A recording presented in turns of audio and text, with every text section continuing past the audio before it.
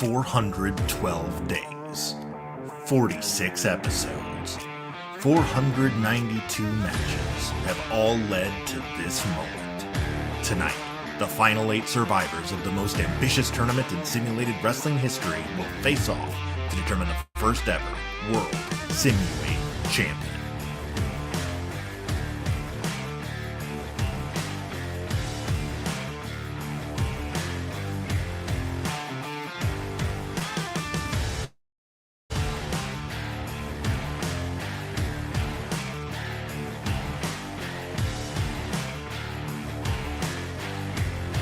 The odds-on favorite, Impact Wrestling's Rich Swann, is the only top 15 seed remaining, but his road to the quarterfinals has been treacherous. Does the outlandish one have 3 more victories in him?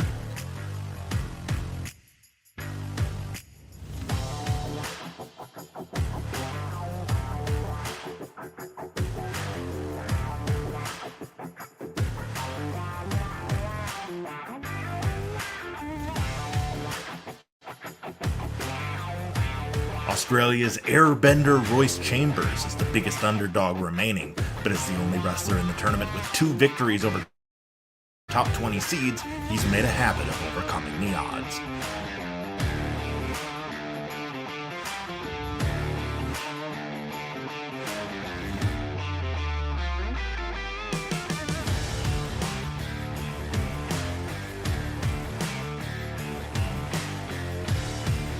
Tag team specialist Jey Uso has proven throughout the 500 that he's earned his main event nickname, making quick work of nearly every opponent placed in his way. Does the right-hand man have what it takes to claim gold tonight?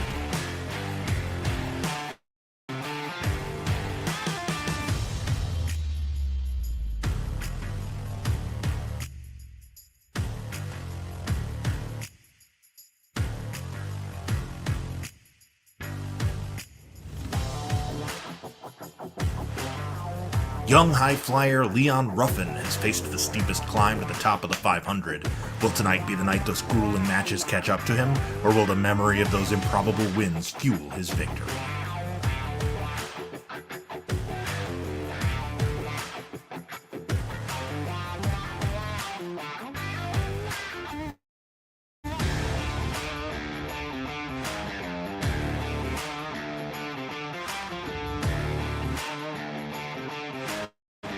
Veteran big man Willie Mack has made a career out of being one of the most entertaining wrestlers in the world, but the big one has seemingly always eluded him.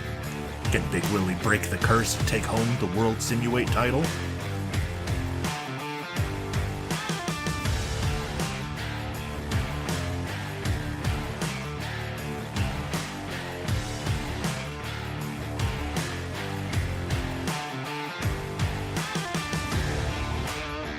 One of the most spectacular aerial wrestlers in the world, Impact's Laredo Kid, has shown incredible versatility, having won each of his matches with a different maneuver. Will this unpredictability lead the amazing luchador to championship glory?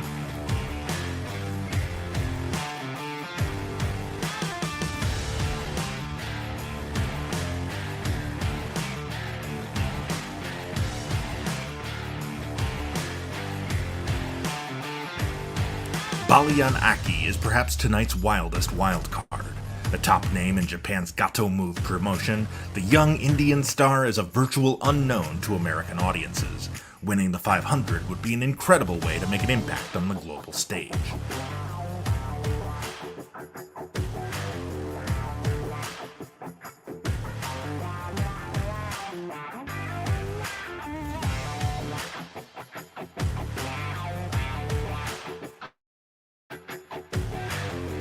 Finally, WWE's Karrion Kross has left a path of destruction in his wake throughout the tournament.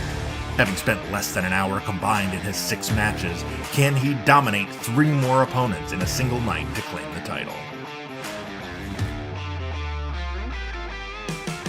492 of the best wrestlers in the world have fallen, and tonight 7 more will join them, as only one can be the winner of the 500.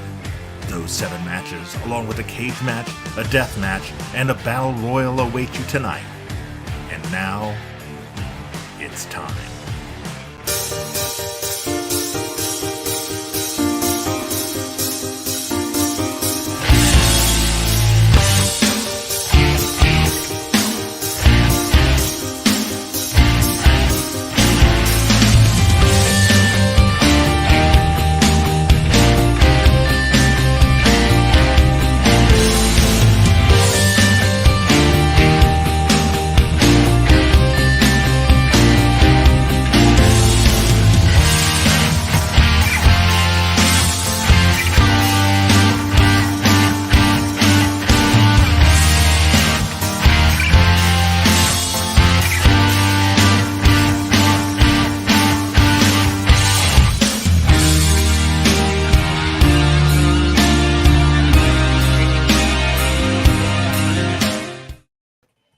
Good evening, ladies and gentlemen, and everyone in between. Welcome to the finale of the 500. Dude, that video was amazing. Thank you. I am so hyped. Right? This is the culmination of over a year's worth of work on our part. We took the 2021 PWI 500, turned it into a tournament bracket.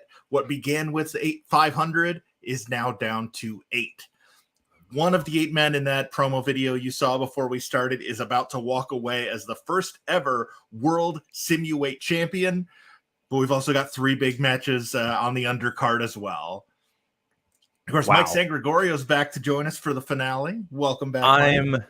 I would not miss it for the world. This was such a crazy idea you had from the beginning. I am glad to have brought my production style choices to you, and it's like watching a child grow up with that video that you put together. The fact that you synchronized all the wins for each winner, that's the part I marked out for. that took some work. Yeah, that took some work. That was impressive. Yeah, trying to find the exact frame where every referee went from to was my God, was not easy. But that was crazy. It was fun. It was fun. And you know me, I love digging up random stats on things. So absolutely.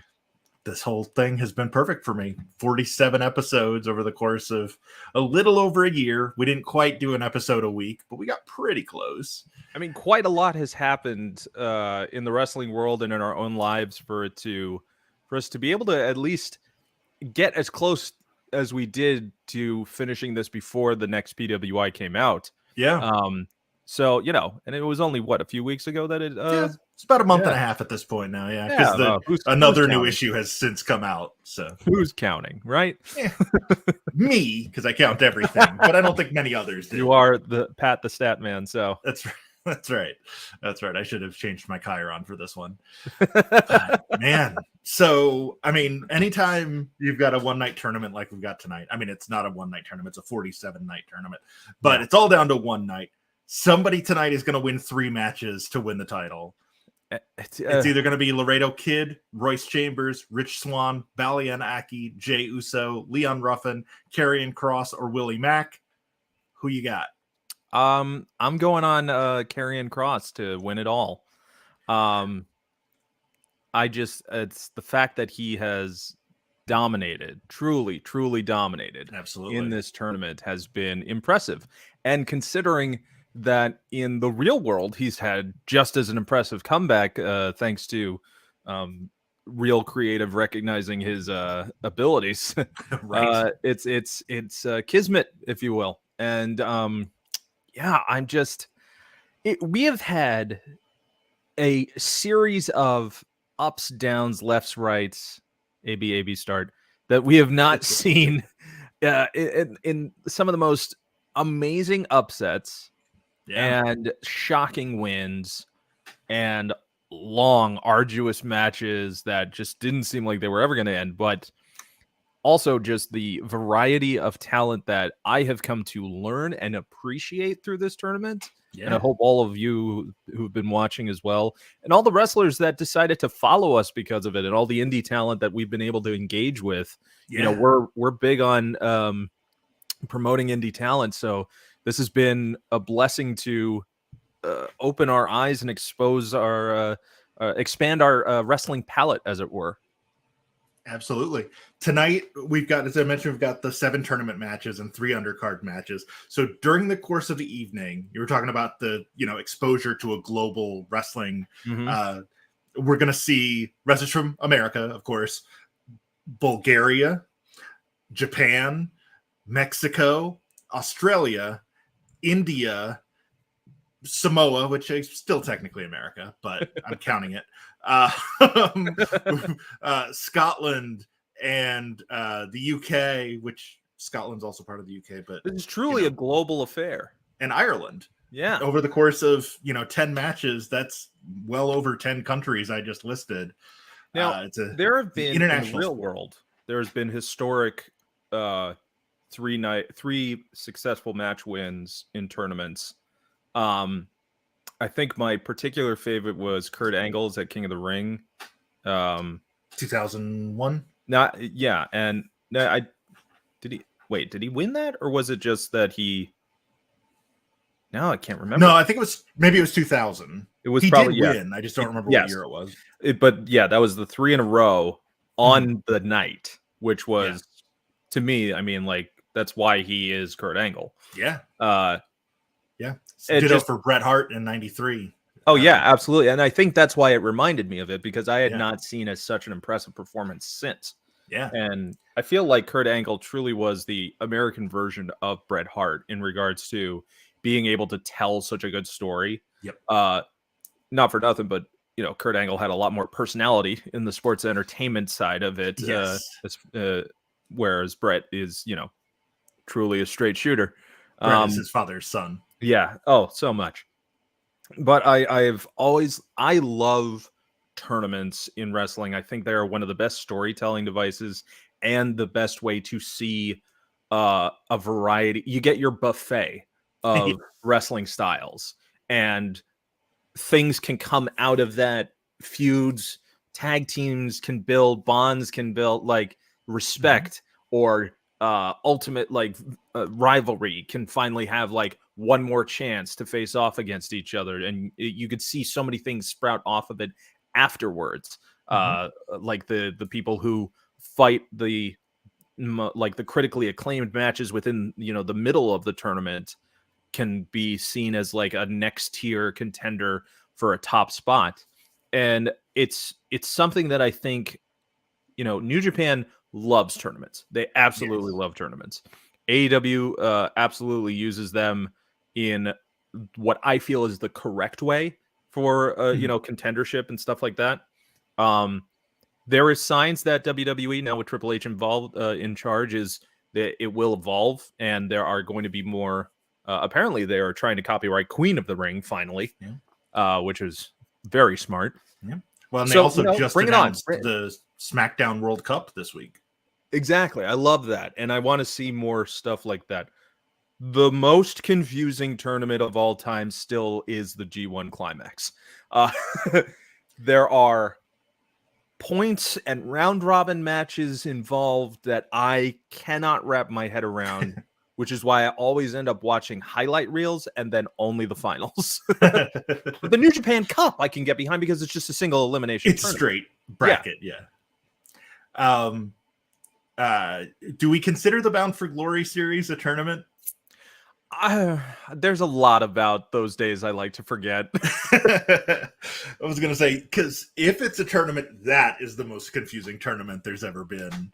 The tournament is in the Impact Zone. Not everyone had the same number of matches. Yeah, there were tag matches that were part of it. The wrestlers that were having matches that weren't part of the tournament. Was Russo involved during that time? Because it feels like it was up as confusion. It feels like it was either him directly or inspired by. Yeah. Well, we don't have to worry about that here. We do not. No. All our booking comes straight from Fire Pro. Exactly. So. We are an unbiased, simply going off of the whims of an AI. Yes, absolutely. And hey, if that's not an apt segue to get to our opening contest, I don't know what is.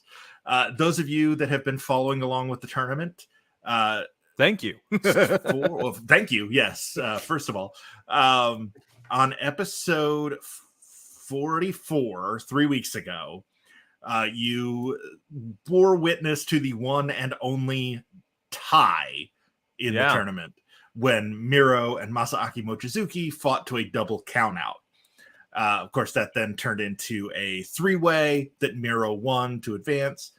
He has since been eliminated from the tournament, but he did ask for another shot at Mochizuki in a match where they can't be counted out inside of a steel cage. Would you say this is him trying to redeem himself? I absolutely would. Good. I would absolutely say that. And I'm a little annoyed you beat me to it. That's what I do, man. Ring now for the first cage match in pro wrestling simulated history between Miro and Masaaki Mochizuki. And now, you will notice this is in a different arena than the rest of the matches on the show. Yes. Because you can't do cage matches in any arena but this one. But hey, look, there's weapons, so hopefully that makes up for it. We compensate for the fact that, like any good cage match should be, no escapes. Yes. By throwing in a bit more spice with the weaponry. Indeed. I see a couple of baseball bats, a couple of sledgehammers, some 3 light tubes, and a barbed wire bat. Yep. So this one's going to get gross. Yes, absolutely. As it should. Because as it should. When you have a match like this with the stakes that you have, where it's just purely about wanting to seek a revenge win or just prove that, you are better than the person you beat, you want to do everything you can to just get the win. And they requested this in their simulated riders. we had the contract sealed. We had the Simulated Gaming Athletic Commission of the internet sign off on it. That's right. Well, and Mochizuki can literally claim he was not beaten. No. He fought Miro to the draw, and then during the triple threat, Miro got El Desperado to submit to the accolade. Mochizuki was never pinned or submitted, he was counted out. Yeah. But he was eliminated from the tournament. He's the only one to be eliminated without being involved in the finish. So, and he holds Miro personally accountable for that, hence this match.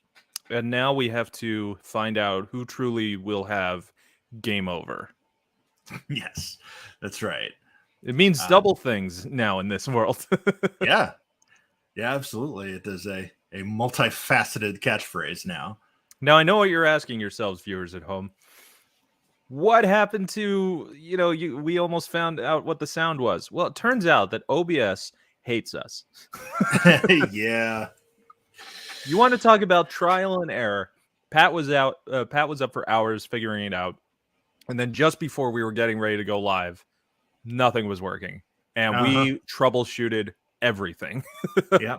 We could get game audio, but we also got me twice. He sounded like a baseball announcer.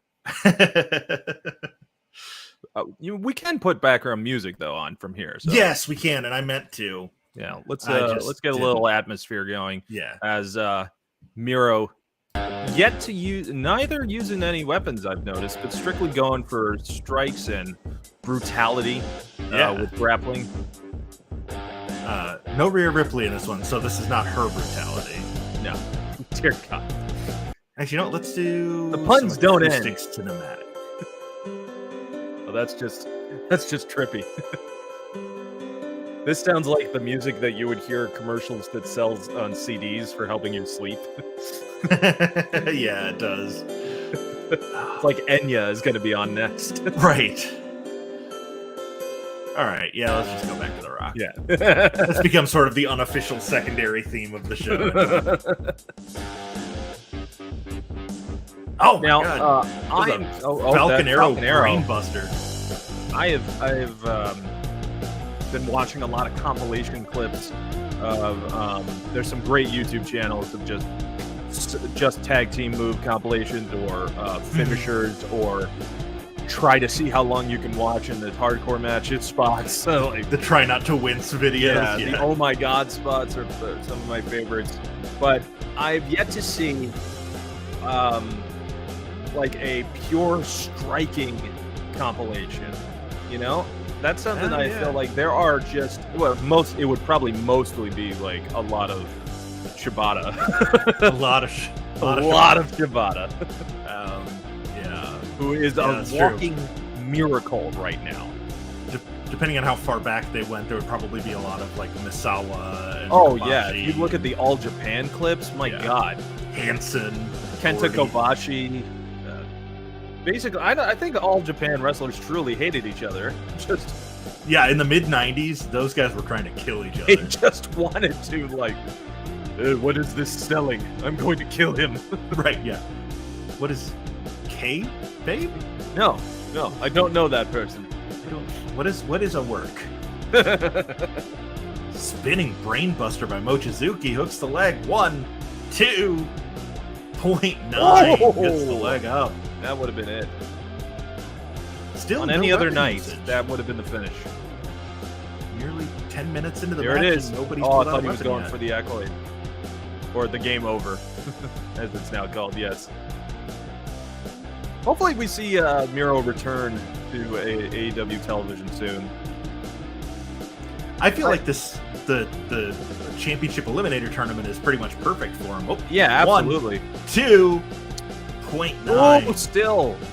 Yeah, that feels kind of custom built for him to make a big run. Speaking of the tournament, how about that Ricky Starks promo on Rampage? It's good stuff. That man, you could put the promotion on his shoulders, and I think he is ready for that push. Absolutely. Because here's the thing. I know, like, I don't see MJF turning purely face. I feel it's going to be one of those things where it's like, yeah, he may get cheered and he'll be a god in Long Island, as he should be, because he embraced that. But he's still going to be a dick to every town. Yeah. And he should, because, look, it worked for The Rock. Yeah, absolutely. Absolutely. Oh! Okita Yoburi with the fall-away slam from Mochizuki. That is insult to injury. What are we going for? PK? Just a PK to the chest. God. You know, going back to talking about Shibata with those PKs. Now, it does... Randy Orton does it in the video game, or maybe like a couple of 2Ks ago. But he used to have a combo move where he would spit Venom and then PK. Because he's the Viper. You got a rope break in a cage match. That's unorthodox, but so is a cage match with weapons and nobody's picking up weapons. You know what it is? I think it's just to make sure that no one is truly broken by these moves that can truly break someone. Fair. I've had a camel clutch applied to me. You sit down the wrong way, you can break your back. Oh yeah, absolutely. If they're up too high or too low, and it's more so on your positioning because it's going to hurt no matter what. Right. I've been stretched in the ring so that I know exactly what it's like. As per a strange request on my part as commentator, I just wanted to know, and they were like, "Yeah, we'll show you." Josh Daniels kicked my ass in the ring, gave me the hardest chop of my life. 0.9 kicks out again from that Falcon arrow. I had like a contusion on my chest for weeks, and his handprint. You could have framed him for a crime using. Oh, I asked for it, and they did it. No, I just mean you could have taken his fingerprints off. Oh, your chest. yeah. Anyway, kids, make sure if you're going to train, know what you're getting into. And a great place to do it. There we go. Game over. Oh, could be it. Is this game over? It is not. Sprawl it. Oh, he broke out of it. And that's not an easy thing to do, especially with on the barbed wire bat. Right in the middle of the ring. He kicks out again. That's the second Falcon arrow. What's he going for now? Oh, just a big kick to the back. Now he's got head. He picked up the bat for a second. I think he was tempted to. Yeah. Backbreaker, and then I think he caught his arm on that barbed wire bat. This has got to be it, right? Game over. He's barely getting there. In the ropes. Oh, just barely. We're past 17 minutes in our opening contest. This one, strike after prepare ourselves for a long night. Whoa! Mochizuki with a Pele off the middle turnbuckle. Pele kick. 1, 2, 0.9 Miro kicks out again. Listen, I'm a sucker for near falls, but I don't know who got that bat more. Was it Miro or? Oh, I'm not sure, but Miro's got the edge of the. Well, no. Hold on. Spinning brain buster. Oh, that took a lot out of him. Oh, but Miro's up first. Barely. He's standing. He looks I don't rough. know if he's all there. Maybe this is just a weird that looks dangerous. Going to be just grazed like that. Dazed, I should say. Oh, big Samoan drop. And a backbreaker again. Oof. That seems like a logical setup for the game over, but he's not able to capitalize. And look at him. He's exhausted. Both men are. Yeah, both men running on fumes. I feel like they may have used all their power moves a little too early in the beginning and then just big kick for Mochizuki. 1, that could be it. 2, 9. I swore he would have knocked him out with that. Yeah. but Look, no, you notice how Miro's he's still avoiding hanging it in there. every time with a quick single leg takedown. Dragging him away from the ropes. There's going to be no break on whatever he's planning next. Go behind, full Nelson into a dragon suplex. Oh, Nine. man! Can you get any closer than that? I don't know how, if you can. Here comes another PK. That's another one. Oh, God. He wants it done. He's beating Whoa, the wait. hell out What of each the? other. Miro misses the spin kick. He ducked the spin Mochizuki with kick. the knee drop. Oh, Unable God. to capitalize. Crowd is loving it. We imagine. We can't hear them. Yeah. We're going by the graphics alone. Yes. Yeah. Go ahead. Oh, we got the spinning heel kick that time. But again, they're just running on fumes. Back to his feet. Nice combo Series of strikes there. strikes. From Oh, Mochizuki. And then just one more kick to the ribs for good measure. Miro tries for that spinning heel kick. trying Misses. hard. It's very much anything you can do, I can do better. Pretty much. Oh, Machka kick to the back of the head. My God. This is it. This is the opportunity. Get him. Game over. This has got to be it. He's No, Mochizuki muscles Oh. out of it again. still breaking out of these. Alabama Oh. slam. Pulls him over again. Maybe a Bulgaria Is he going slam. back to game over? No, I think he got him on the barbed wire that time. When Oh, Mochizuki for was God rolling around. sakes, just he's already dead. No, that comes later tonight. Right. Oh, God. Nick Gage and Brett Ison. That is not going to be for the faint of heart. Another Falcon Arrow. Into the ropes. Oh, Miro got his foot right on the corner there. Big headbutt there from Miro. Leaping Miro headbutt. running My a God. one-man experiment on, can I give myself CT? There's that spinning heel. There it is. Trying to hit that whole match. And he's unable to capitalize. Both men down, catching their breath. Look at Referee that. Jason Ayers not counting. No, there's no way. There needs to be a winner, folks. Also, if I was Jason up Ayers, first. I would not want to Cross get arm into that. breaker. Oh, that could be it. It was. I think Ayers may That have was just it. seen enough at that point. That was it. That was Out it. of a mercy of his own heart, he made sure that there was no way he could have tapped out of, gotten out of that We've clean.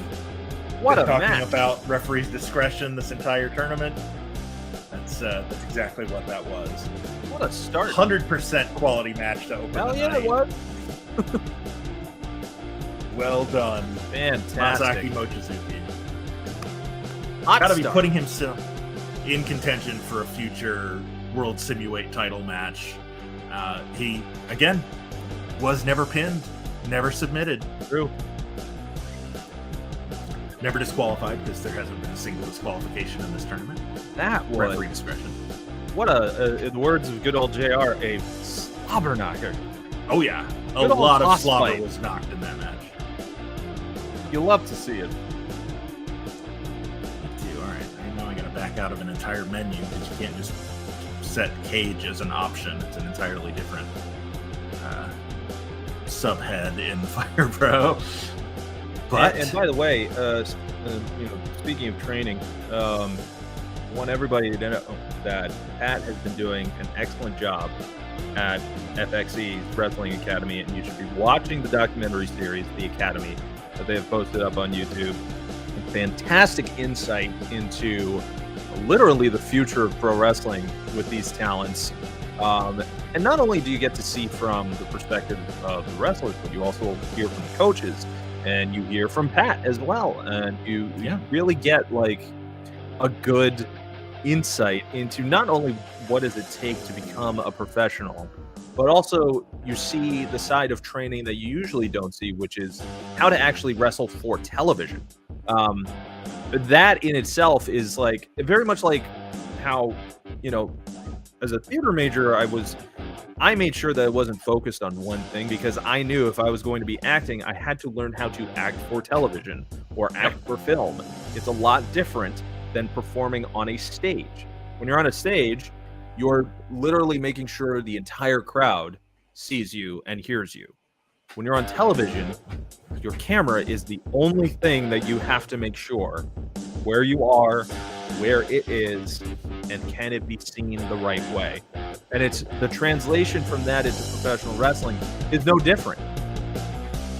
Yeah, absolutely. I mean, what is wrestling but theater in the round? Yeah. We add a hard cam to it. It is the longest stage combat you'll ever see. Yes. And my God, does it hurt? Yeah. I don't care what anyone says. As you know, talking about FXC, which I appreciate you bringing that up. It's been an insane ride for the last 6 months.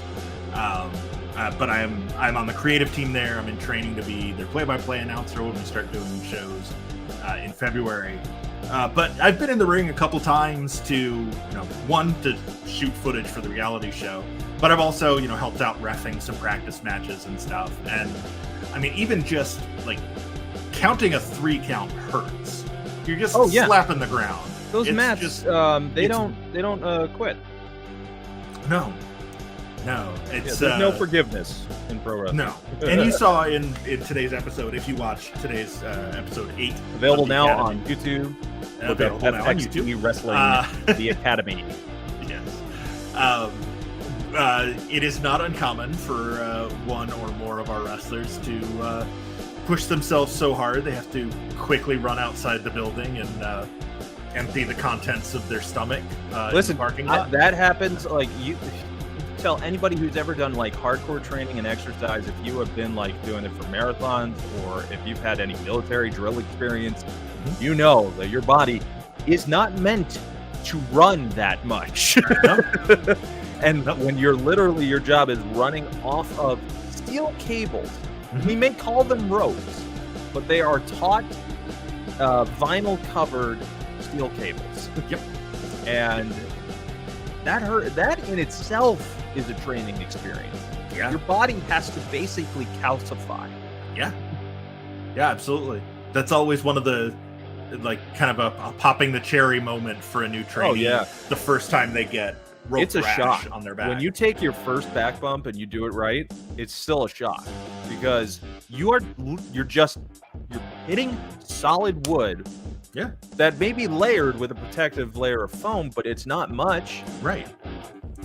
So, for those of you not, in the know, not knowing what a wrestling ring is, it looks, it's a little bouncy on TV because, guys will, bounce when they hit it. Yeah. But it's a steel frame. If you've ever seen a bed frame, it's very similar.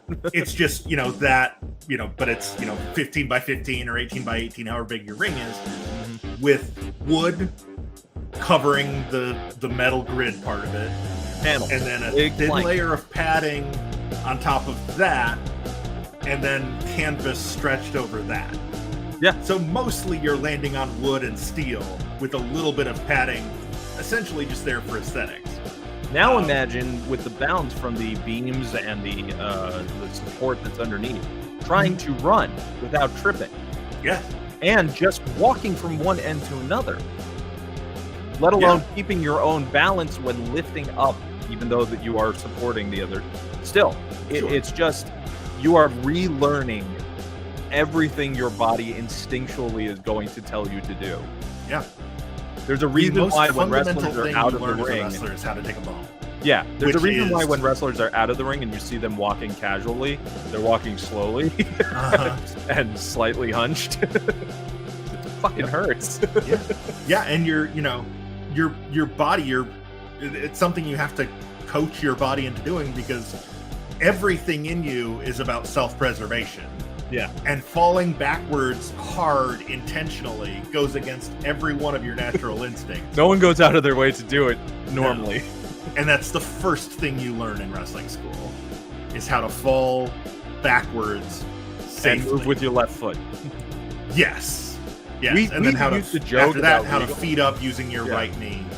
Yeah. We used to joke about Regal like yelling in that NXT documentary about that, but there's a reason why he was yelling at the students. If you don't do it, you can get up, you could twist your ankle, you could like screw up your leg. getting up is just as important as falling down. Yep. Absolutely. And if you do it, and if they do it right, you will never notice, or you will never see what they are actually doing. Right. It just looks like they're popping up to their feet. It looks like they're getting right back up. Just watch what they do with their elbow and their knee and their off leg as they're getting to their feet. It's the same motion every time. It blew my mind the first time I saw it, and then I would think like, oh, I'm never going to be able to unsee that. But the best wrestlers make me unsee it by not even like showing any sign of it. Yep. Essentially, every wrestling move, everything you see in wrestling is the same, maybe half dozen to a dozen tricks. Yeah. Just arranged in different ways. I say tricks. They do legit hurt like hell. It's like in any sport. If you get your fundamentals down where you don't have to think about it, you will be able to flawlessly move from one maneuver to another. And you can get to a point where you don't even have to, you can call it in the ring, as they say. And, you know, not to give too inside baseball on this kind of thing, but, you know, it is a fascinating art to watch and see develop. And the best people are the ones who can show you and can do it, and you won't notice anything other than the great action that's going on in the ring. Yep. All the best hide those tricks better than anybody else. Yep. They're like magicians. Your Shawn Michaels, your Ric Flairs. Roman Reigns is excellent at, you know, at doing natural, telling a story. And two more guys who are excellent at telling an in-ring story are our first two quarterfinalists of the evening. We're going to head down to the ring now as the Elite Eight of the 500 kicks off with Impact Wrestling's Laredo Kid against Australia's Royce Chambers. The winner of this is going to face the winner between Rich Swann and Baliyan Akki later on tonight. Chambers out first. The Vegas odds makers give him less than 1% chance of winning the tournament at this point, having being the 387th seed, but he has made it to the final eight, so more power to him. And here comes a man very much at home in this sort of lucha arena, Laredo Kid, who is the third favorite of the remaining seeds at number 22. His odds have been set at 19%. 19%. I love this arena. I rarely use it because it has such a big show atmosphere to it, but it felt like it was perfect for tonight. For sure. It's very much a Triple Mania style arena. So, how did we get here? Well, Royce Chambers in the first round pulled off an upset, as almost all of his matches were, because he was the 387th seed. Tommaso Ciampa was his first victim way back in episode 15. Then in episode 34, he beat Mai Saruga. And in episode 43, pulled off his biggest win when he beat number 3 seed Bobby Lashley and Hiroshi Tanahashi in one night. And then just last week, he beat Arrow Boy and Chris Jericho to advance. Not many people can say that. No. Over the course of the last 32 weeks, he's beaten Ciampa, Lashley, Tanahashi, and Jericho. The biggest names in modern pro wrestling. Absolutely. Laredo Kid, on the other hand, being the 22 seed, had an easier road from the beginning, beating Ryan Nemeth in episode 19, Valiente in episode 36, Josh Alexander and Johnny Gargano in episode 44, and then Yuji Nagata and Miro last week in episode 47. This is the first ever meeting between these two. Laredo Kid slipped from number 22 to number 66 in the 2022 PWI 500 that came out in September. Royce Chambers fell off the list entirely. And our referee, of course, is Danilo Amphibio from WWE, aka Zachary Quinto ref. The arm drag there from Laredo Kid. Easy enough to remember. Laredo Kid is the one in the mask. Royce Chambers is the one not in a mask. Enziguri there from Laredo. Chambers swings and misses on a chop. Baseball slide between the legs. And my friend Magic Jake Dumas having flashbacks right now, because that is the move on which he broke his leg in 3 places. Oh boy, yeah. Those of you that are fans of the NWA, unfortunately Jake is out for a couple of months because he was running some drills at before class and planted wrong on a baseball slide between Tom Latimer's legs and just shattered his leg. But he's had surgery. He's in good spirits. He was back at the academy 2 days later. He's even getting in the ring and showing how to do some stuff while in a big boot. So that's the dedication of wrestlers. Now, I noticed that Laredo Kid has 3 victories of mask versus hair match in Luchas de Apuestas. That's a big deal in Mexico. It is. Yeah, the 2 things that basically are, it's like a Samson and Delilah sort of deal, where you remove the hair or remove the mask. It's like you're taking away their power, their identity. Yeah. Well, Lucha Underground did a really good job of explaining it, and I don't know if this is true or if it was something they came up with for their own purposes, but they basically equated it to the old Aztec removing the head of your enemy in battle. Yeah, that was definitely an embellished lore for them, but it's very much seen in that vein of absolutely, because for the most ripcord knee from Chambers, but Laredo right back up into a gut or a lung blower. Very nice. But yeah, I mean, to the point where Triple Mania, AAA's biggest, AAA is the biggest promotion in Mexico, Lucha Libre, AAA worldwide. They have an annual show called Triple Mania, which is their WrestleMania. And, side slam with the arm trap there. It was like a hammerlock side suplex from Chambers. And then that rotating overhead kick. Laredo Kid Royce Chambers has a very interesting arsenal. Get some room. But the main event of Triple Mania this year was a Lucha de Apuestas. It was mask versus mask between Pentagon Jr. and Villano 4. It wasn't the world title match featuring Phoenix and El Hijo del Vikingo. It was mask versus mask, was the most important thing on that show. By the way, if you have not seen Vikingo, again, I know I say that every time, but you have to see Vikingo because you will not. It very much like the old Superman movie. You will believe a man can fly. Yes, yeah, very much so. He reminds me so much of the first time I saw Phoenix, or the first time I saw Rey Mysterio, or the first time I saw Ricochet. Like you just couldn't believe a human being could do that. Yeah, absolutely. It feels like every generation there's one guy takes a step forward before everybody else does, and then everybody just literally is one move away from being Spider-Man. Pretty much. Yeah, hold on, hook of the leg there from Laredo Kid, 2.9, another close call. But yeah, that inside out double springboard 630 that he did. That shouldn't be physically possible. I mean, he jumps from the middle rope on the outside to the middle rope on the inside, just onto the opposite side of it in the ring. Yeah, it's the balance that it takes. To do what he can do, and then does almost 2 complete flips in midair.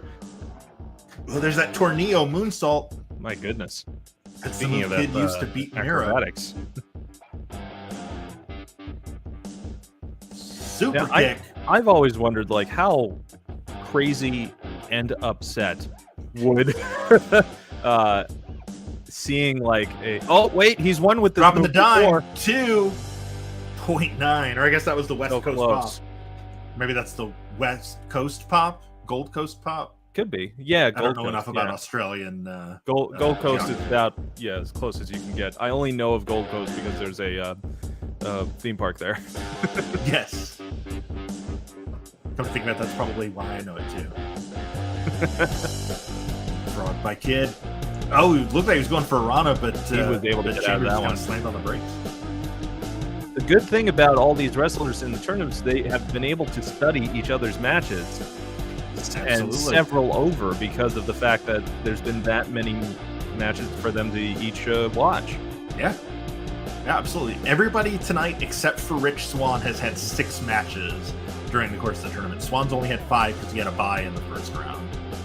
But everybody else has had 6, so there's plenty of tape out there at this point, even for relative unknowns like Chambers and Baliyan Akki. And of course, guys like Kross and Jey Uso and Miro and Willie Mack that have been around forever. Oh, absolutely. Kick to the butt there from... I think that may have been in the coccyx. He was... Which I don't know if I'm allowed to say on the internet. I think so. I mean, you know, comedy is back again or something, whatever that tweet was. Right, sure. Back into the lung blower again. Yep. Whatever sputum might have been in there is long since gone. Standing shooting star. 1, 2, 3. Royce there it is. Chambers. 1 match, 1 upset. He said less than 1%. Watch me. Moving on. He is moving on up. Laredo Kid is the first of our Elite 8 to fall. Number 3. But what a run. 87. You got to admit that any of the wrestlers who do lose in their matches tonight still deserve all the credit that they achieved from wrestling that many matches and getting this far.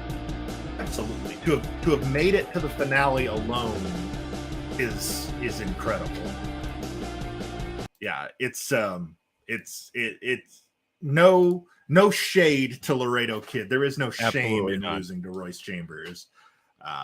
It's a surprise to be sure, but a welcome one. Wait, no, that's something else. That's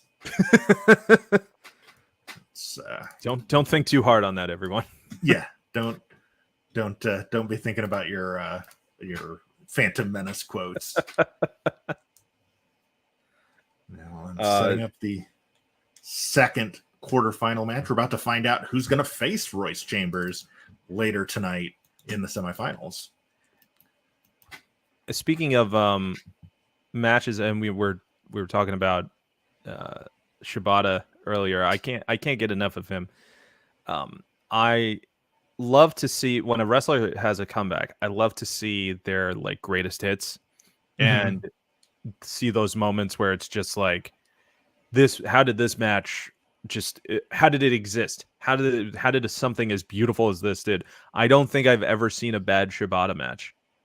I don't think so, because I don't think I have. He has never compromised his style or he has never been like one to phone it in, as it were. And you could have like figured maybe with Orange Cassidy, because of the reputation that Cassidy has, is like with the whole King of Slack style gimmick. Like, what were you going to see? And what we ended up seeing is more than likely a match that would have fit in Kurikan Hall or just any of the New Japan shows. And it worked. It worked so well. Yeah. And I saw him no sell that punt kick. I was in it. When I saw him just sit there and take the kick. He didn't move at all. He didn't move at all and just was like, come on. I'm like, yes. Hook this up into my veins. Give this match to me intravenously. More of this, please. More of this, please. Oh. But again, I do like a little assortment of everything. But you give me that, and I'm like, I want to see it all. Yeah. Never want the match to end. Fight forever. It's not just a video game, folks. By the way, I love the fact that Cassidy brings his belt in a book bag. Yes. He's too lazy to even hold on to it on wear his it or shoulder. carry it. Yeah. Just keeps it in a bag. God. That's Yeah. brilliant. I love that the announcers tried to justify it a couple weeks ago. Like, he just doesn't like carrying things Well, why is he carrying the in book his bag? hands because he's got the backpack. It's just like, it's just one more like effort to be lazy that doesn't need to be. Yep. He's conserving energy. Tyson on commentary was interesting. He was surprisingly okay. He was an excited fan for sure. Like, he brought that kind of energy. But at the same time, I don't think there was going to be any producer who was willing to go, Mike, you need to stop talking. Right. Yeah. Who's going to be the guy on the headphones to say, let the announcers talk for a little bit, Mike Tyson? I mean, there's a reason they only had him on for the one match. Yeah. Because anything else, he would have just been like, if you threaten me, I will kill you. Yeah. He's the most believable badass. That's true. There's a reason that Tyson and Austin became such an iconic moment. I honestly did think that the two of them were going to fight. Like, I really thought it was going to lead to that. And I feel like I want to know the real story behind that. If there ever really was a chance, or if there was ever something in the cards for them to actually have fought in some sort of pay-per-view match. The story that I've heard, I don't know how true this is, because, this is, 1998 internet. So everything comes with a grain of salt, is that Vince McMahon and Don King both wanted to do Austin versus Tyson, not at Mania, but somewhere down the line, probably SummerSlam. But they couldn't agree on a couple of things. One, it was definitely going to have to be a shoot, which then Tyson would have to learn how to work punches, which was not something he was super thrilled with. Yeah, like Austin's life would be at stake if he just let him punch. Right. And the other thing is, if it was a worked match, Tyson didn't want to lose. Yeah, and you can't have Austin lose. Right. Because he was the hottest he'd ever been. Exactly. Or arguably the hottest anyone had ever been. Ever. Yeah.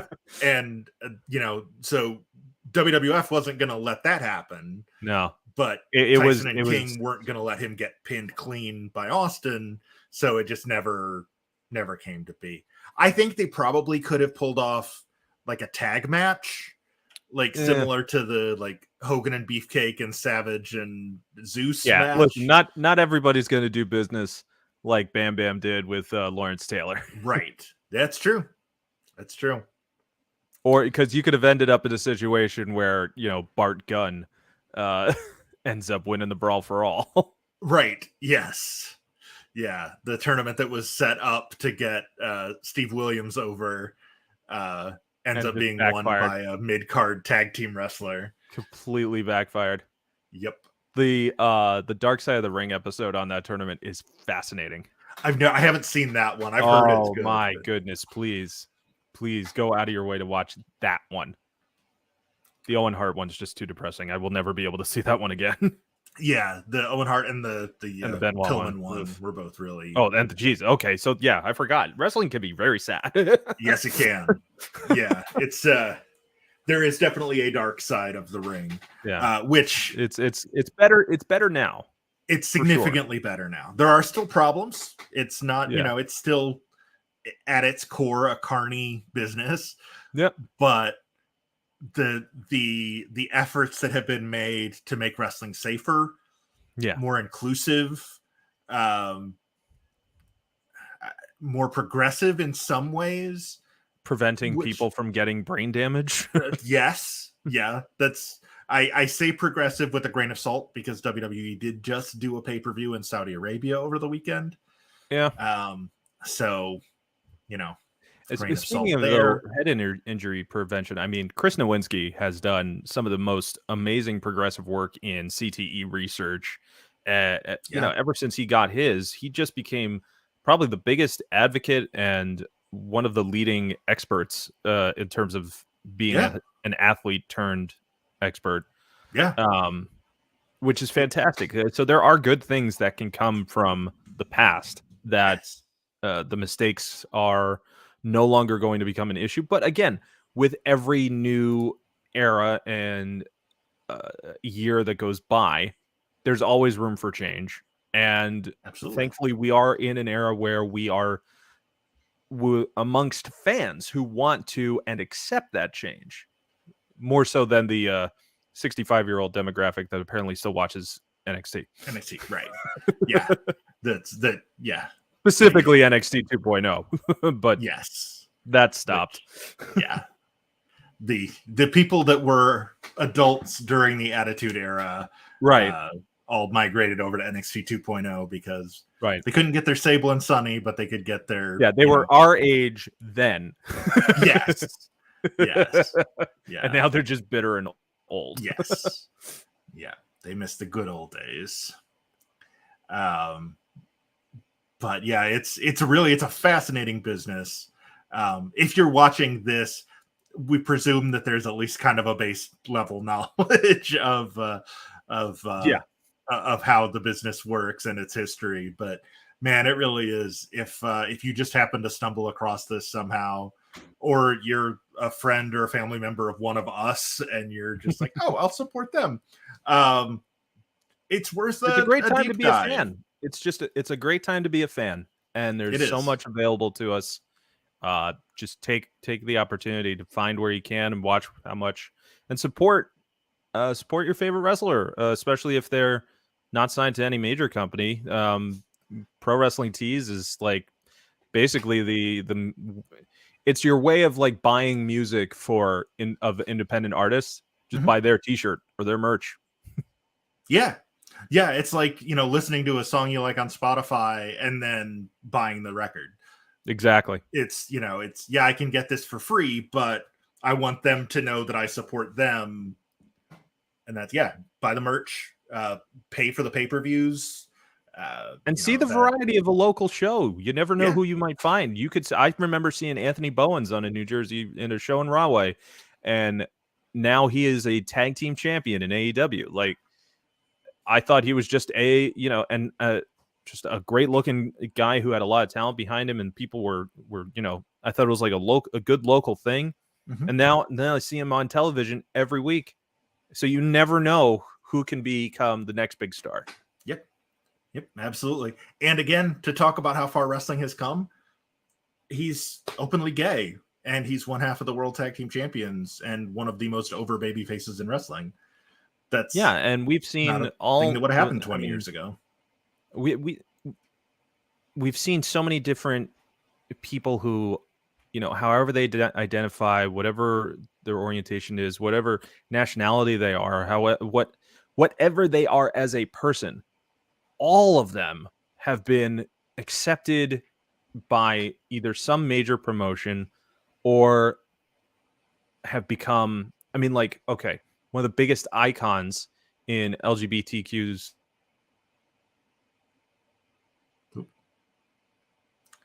Mike, you froze on me. All right, well, we'll get back to Mike here in just a second. I'm going to drop him a message in the private chat, let him know. What happened? Oh, there you are. You froze. You started to say one of the biggest names in the LGBTQ, and then Effie. Yes. Effie is one of my favorites. And Effie lives, yeah.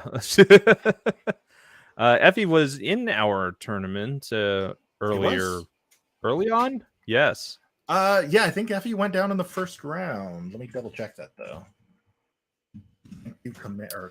But he is one of my favorites to see. And if you've never seen one of Effie's shows, which are called the Big Gay Brunch, go out of your way. There's just fantastic talent on that show. You just gotta enjoy it. Just enjoy it. Yep. It's fun. Effie made it to the third round of the 500 before being eliminated by Dr. Wagner Jr. in episode 41. Well, let's see who is coming up next in our current episode. Yeah, we know Royce Chambers has claimed the first spot in the semifinals. We're about to find out who his opponent will be later on this evening. As we mentioned, we've got 7 tournament matches. We've already got 1 down, plus 3 undercard matches. We already saw Masaaki Mochizuki beat Miro in a cage match. And now Royce Chambers has moved on. Here comes Baliyan Akki from Uttar Pradesh, India. He is the Super Asia champion from the Gato Move promotion in Japan. An international star who is, I believe, right this second starting his, maybe not right this second, but at this moment on only his second ever American tour. So yeah, if you get a chance to see Baliyan Akki at an arena near you, check him out. He's a lot of fun. The wrestling scene of South Asia and India is just incredible. There is so much amazing talent coming out of there, and in a market that you wouldn't expect to have pro wrestling. Yeah, absolutely. It's weird to call TNA ahead of its time. But yeah, in a lot of ways they weren't. But Rinka King was amazing. King, they saw the potential there before anybody else did. It's too bad it never really took off, because it seemed like it would have been a great breeding ground for a lot of the talent in the area. But again, you're seeing on NXT and on Raw and SmackDown, there's been some interchangeable talent that has gone on. I mean, I still think that oh god, now I'm forgetting his name. Hang on, you talk about this match. I'll look it up. Okay. I was gonna say, because there's a ton on all the WWE roster, between Jinder Mahal, Veer Mahan, Shanky. I think that Jinder Mahal did not get a fair shake as WWE champion. I'll be the one to say it. I thought he was great. I thought it would have been really good. I think the problem was who was booking the show at the time. That's but true. 2, he suffered from JBL syndrome, where fans weren't shown that he was credible before he won the title, and so he had an uphill battle. But they just didn't give him the time they gave JBL, and pulled the plug on him. But they also didn't. There's Veer Mahan. Veer Mahan went back to NXT. Yeah, he's back. Sangha is part of NXT right now. Shanky is on SmackDown, and currently there is Guru Raj, who's part of NXT as well. Yep. But I remember the days of when Great Khali. When AEW's got Sanjay Dutt and Satnam Singh. Impact, we talked about Rinka King, but they have Mahabali Shera and a couple of other guys from India that I'm blanking on their names right now. But there are some talents that I'm hoping get exposed. I'm not sure if she's still with it, but Kavita Devi, yeah. I thought she could have been really good, but because we saw her in the Mae Young Classic. Yeah. I haven't heard anything about her in probably a couple of years now at this point. Yeah. But somebody that you do hear a lot about is Rich Swann, who is Aki's opponent in this match, the highest seed remaining in the tournament at number 10. He's the only wrestler remaining who had a bye in the first round because he was one of the top 12 seeds. He got here by beating John Silver, Dralistico, Ray Fenix, Darius Martin, and finally Will Ospreay, that was the second hardest strength of schedule of all the quarterfinalists. And he is in there with Baliyan Akki, who upset KZ, Big Damo, Jimmy Lloyd, Atticus Kogar, and Jacob Fatu and Suwama to get to this point. Akki fell from 383rd to 430th on the 2022 PWI 500. Swann fell from 10th to 148th. And right now he is currently the reigning Impact Digital Champion. Oh, is he? Did he beat Joe Hendry? Actually, no, I apologize. He is not. At Against All Odds, Swann lost the title to Brian Myers in a combat match. Oh. Gotta love that name. That's ending his reign only at 35 days. That sounds very much like an ECW show. .combat. .combat, yeah. Well, Like when they used to didn't be they have like an Cyberslam. internet themed shirt? Yeah, Cyberslam. That was it. The first, as far as I know, the first iPay-per-view ever. Yeah, and very much like they had like a convention around it too. There's some very infamous Paul Heyman panel discussions from those shows that you can find on YouTube. Where he has some choice words on Jerry Lawler. Yeah, he was not a fan. Not a fan. Then he might be now. I assume they have at least slightly mended fences since. Yeah, I would think so, just for the sake of professionalism. Yeah, Rich Swann, I've just been a fan of. First of all, very much for the dancing. Yes, Swan to the top rope. I thought he might have been getting ready to do the leap from Swan Pond, that frog splash that he does, but he instead went for a Rana. Oh, big drop kick to the chest from Akki. Going to the top rope. Frog splash. No, Swan moved, and he's going to dance on him again. Swan, maybe it's an intimidation tactic. Maybe. Like, oh, you can't hit my move on me? Oh, big head scissor. Akki signaling this might be over. He's going back up. Is he going for that frog splash again? No, 450. Oh. 1, 2.9. If he was going to beat Swan with his own finishing move, that's wild. That would have been crazy. Cross arm breaker from Akki. He was watching Masaaki Mochizuki earlier. There's even a grapevine. That was almost becoming incredible, by the way. Sorry, what? Your Japanese has become incredible, by the way. Oh, I don't know if I'm saying it right. Better than I would have. Sent to the floor. What is Swan thinking? No. Swan going to the floor with the run. Wow. Oh my God. And again, American audiences, we are using the Japanese 20 count on the floor. So Akki had plenty of time there. That's why he was a little casual about getting up and back in the ring. He had 13 seconds. Drop salt there. Going for that 450 again. 1, 2.9. Wow. Another very close call. Just shy of a victory. Signaling it's over again for like the third time. Now off the ropes. He wants to finish it. He wants everybody to know. Kick. Right to the back of the head, too. Le Maestral. 1, 2, 3. There it is. Baliyan that was Akki it. He didn't lie. To the quarter or the semifinals. He did not lie. Rich Swann. You know what's fun? Out. Rich Swann was your pick. He was my pick. He is the odds-on favorite. So I guess I'm gonna move the bar move the goalposts. Is that the expression? Yeah. Yeah. And I'm gonna switch over to Jey Uso. Is my new pick.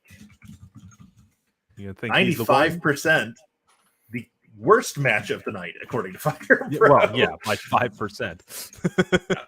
The first two were both 100. Yes. So compared to that, 95, just bringing the average down. But we now know Baliyan Akki will face Royce Chambers, number 383 against number 387, for a spot in the finals of the tournament. Who'd have thought? Certainly not me, and probably not Baliyan Akki or Royce Chambers. But they have survived to the Final Four.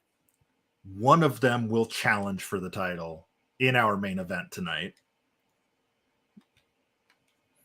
These are the things that, is great about using this game. Because we could have used any game, and we'll have more details about another game we'll be using in the future, probably after the break. But what's really impressive about this game is that, yes, they are. It's not going to be like fully rendered characters or anything like that, but they are really good as terms of community creations. But also, you do get a believability in terms of back and forth competitive action. It's like, I don't know if you ever used to do this. When I first had a computer, one of the things I would always do was put the chess game on computer versus computer and just watch how long it would take before one got checkmate. Yeah. And this is very much in the same vein of like just watching this fight itself. Yep. I go in and I set the parameters for, everybody's skills, but then then the computer does it. And that's a testament to how good the community is of the people that made these, that we can just kind of let it do its thing. And we've got 47 episodes of content out of it. I think that's the major difference between Fire Pro and more mainstream wrestling games. Is a lot of, at least the American wrestling games, still feel like fighting games with a wrestling skin on them. Like the goal is to win the fight, deplete your opponent's health meter until you can do your special move and win.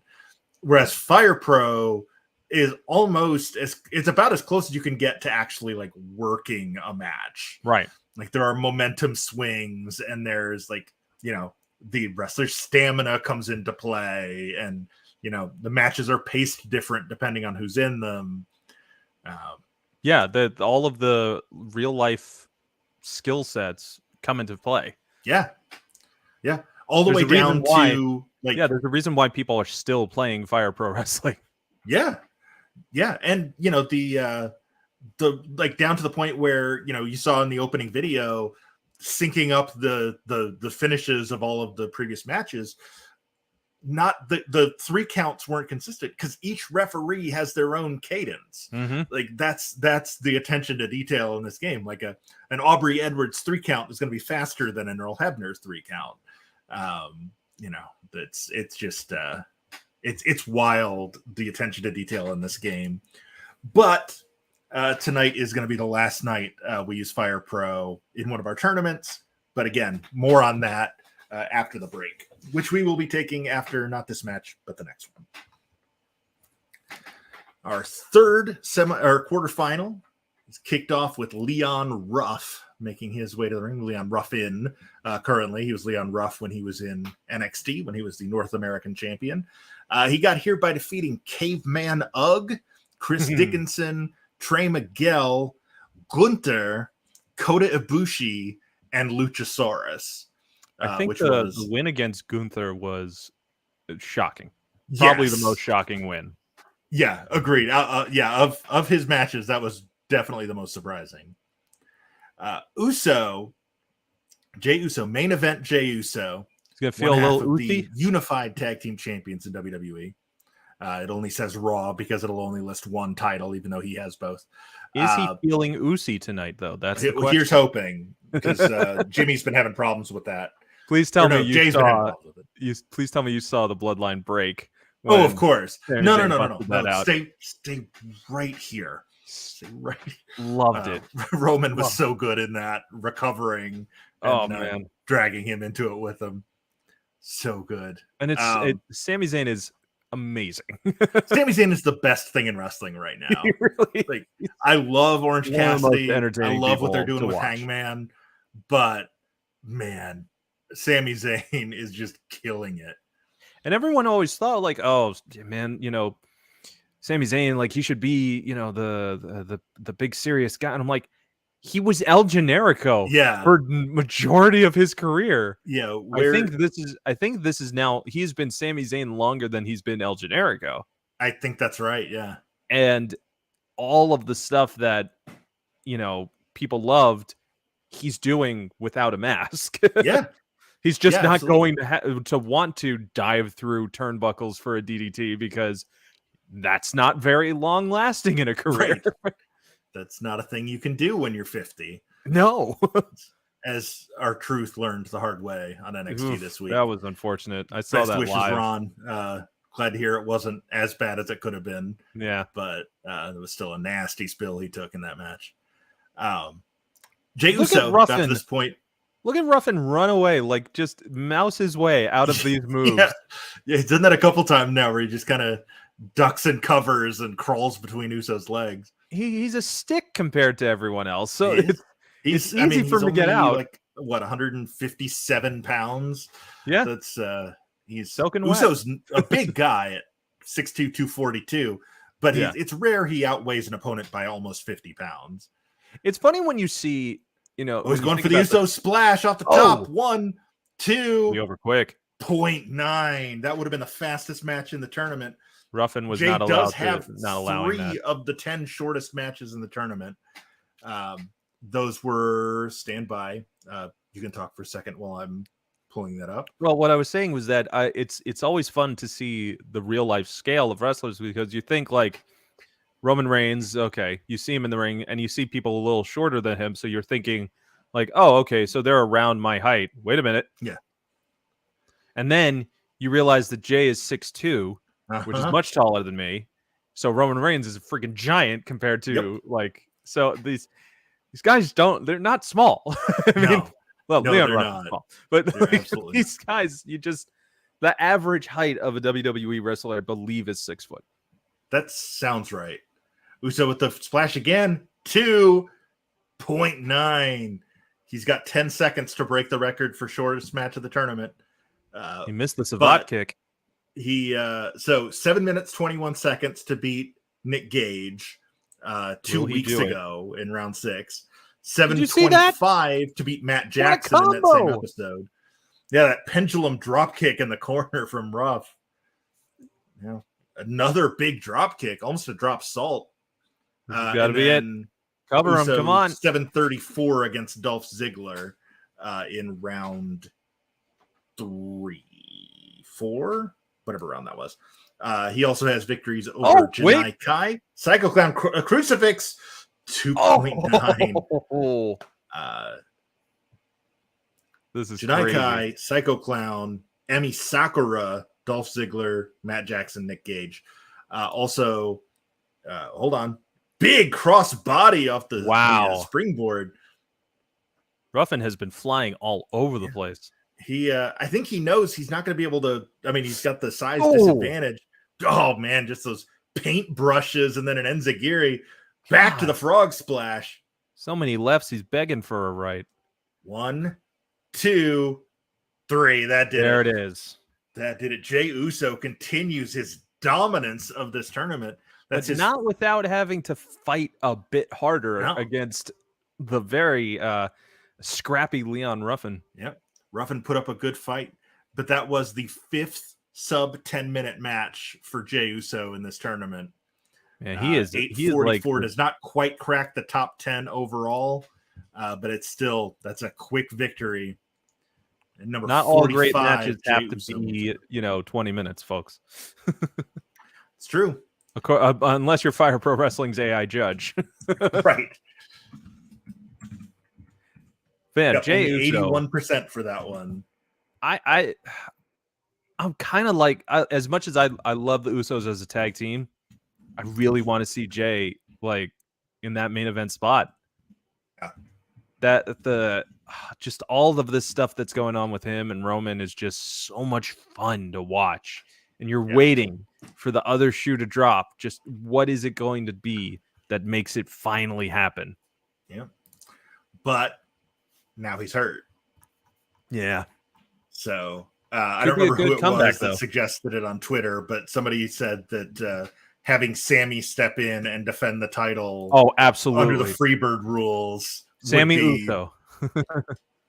Just the best storytelling of the simmering resentment. We all know that the best thing that can happen to a WWE wrestler is for them to be away for a bit. Mm-hmm. Yeah. Ask Triple H in 2002. The biggest, still one of the biggest pops of all time. Yeah, absolutely. Yeah, it's and you're also seeing how how Pat uses the menu. Oh, yeah. Usually I have this hidden, but you know what? Oh well, it's the finale. You can see the final night. You can see what I do on the back end, and you know what? Since we're already here, let's go ahead and start the match. Heck yeah! And the background music, because I forgot to do that on the last match. That's all right. But it is now time for our 4th and final quarterfinal match. It's also the last match before we take a 5-minute intermission. When we come back, we will have the 2 semifinal matches and the final plus a showcase battle royal and a death match. You do not want to miss after the break. But first, Big Willie Mack, who defeated Diener in the first round, then Sal Renaro in round 2, Mistezis Jr., Tonga Loa, Konosuke Takeshita, and Shingo Takagi to get to this point.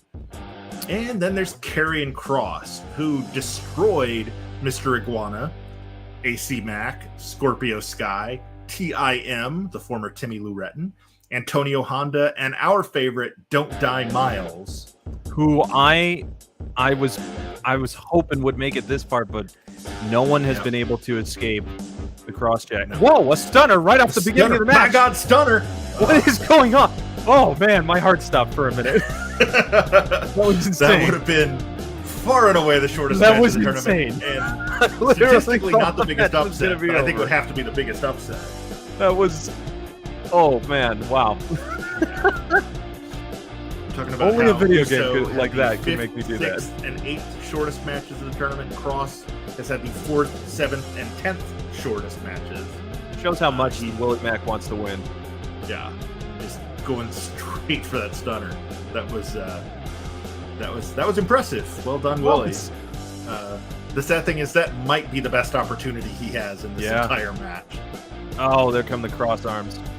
This is the 7th all-time meeting between these two.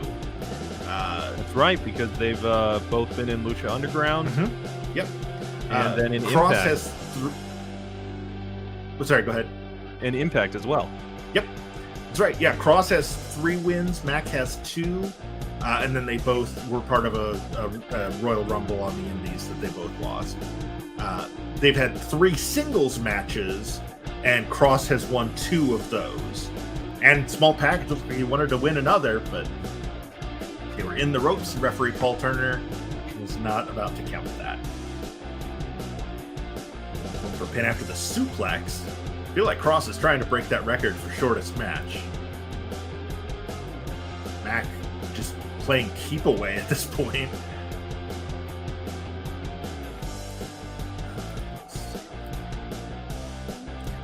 Interesting factoid, if the Miro Mochizuki match from earlier had been a tournament match, it would have been the 9th longest match of the tournament at 25:15 or 25:14, whatever it was. 25:14. Of course, by far the longest match of the tournament was over 48 minutes between Nick Gage and Brett Ison. And we're doing it again because we're crazy. Bloody, gross war. So, of course, they're having a rematch after the break in a death match. Yes. Barbed wire ropes, weapons. It's gonna Possibly get some real explosives. Yeah. Big DDT from Mack. And back to their feet. I think we definitely need to set kick. the time limit on the explosive match because it has to have an Onita finish where the ring explodes. Yeah. And hopefully it'll be better than the Omega and Moxley. Yeah. I mean, I know what they were trying to go for. They were trying to go for the finish that Barry Funk had where he covers Onita at the end. It just didn't happen. Nope. But Eddie Kingston, being one of the best promos in the world, almost fixed it. Yeah, and Kenny and Don Callis made up for it the next night where it's just like, haha, we tricked them. They didn't think we're actually going to blow the ring up, did we? Big senton there from Mack. Mack, far and away the biggest opponent Kross has faced so far. He's been primarily fighting cruiserweights. At least in our world. There's another senton. My God. Just driving 280 pounds across the midsection. And I think he's bleeding on the chest. It's hard to tell. Yeah, I think he's cut open. Not leaving any on the mat, but it's in a weird place. That's the tattoo or grapevine on that heel hook. Mack dragging him across the canvas. He's going for rug burn. Hooks the leg. 1, 2. What's really fun, we were talking about, FXE earlier. One of the really fun things about being there as long as I and a lot of the wrestlers have is we're getting to the point where, as we approach doing shows for the first time, guys are starting to put together like their move sets and their finishers. And Eli Perez, who was one of, I think he was focused on in either episode 2 or 3. Oh, Chocolate Thunder Driver! Mack dragging Kross away from the ropes, and the standing moonsault. 1, 2. Kross kicks out. Now big choke slam. I may not get to finish that anecdote before this match is over. Release German. My God, from Kross. And just a deadlift gut wrench. Good Lord. Again, I remind you, Willie Mack weighs 280 pounds. DDT. It's solid mass. Just straight up solid mass. He's basically the kingpin. Yeah. There's some fat, but there's also a whole lot of muscle. Yeah, you just can't move him. But he moves like he's nothing. And another just deadlifts him up. So you were saying about wrestlers in FXC, anyway, they're putting their movesets Eli together. Perez came up with a finisher in Friday's class that is very cool, very unorthodox, and something that one of these guys. Well, what is happening here? Uh oh. Oh no! Choke slam onto the concrete. He's got him in the Kross I was so jacket. excited by that, I accidentally pulled my headphones off. He's got him in the Kross jacket here, but like, what does that do? He can't. I guess it weakens the neck, but Kross sent into the barricade. Mack trying to steal one. Probably needed to stay out there. Trying to get him counted out on 5 purpose. seconds.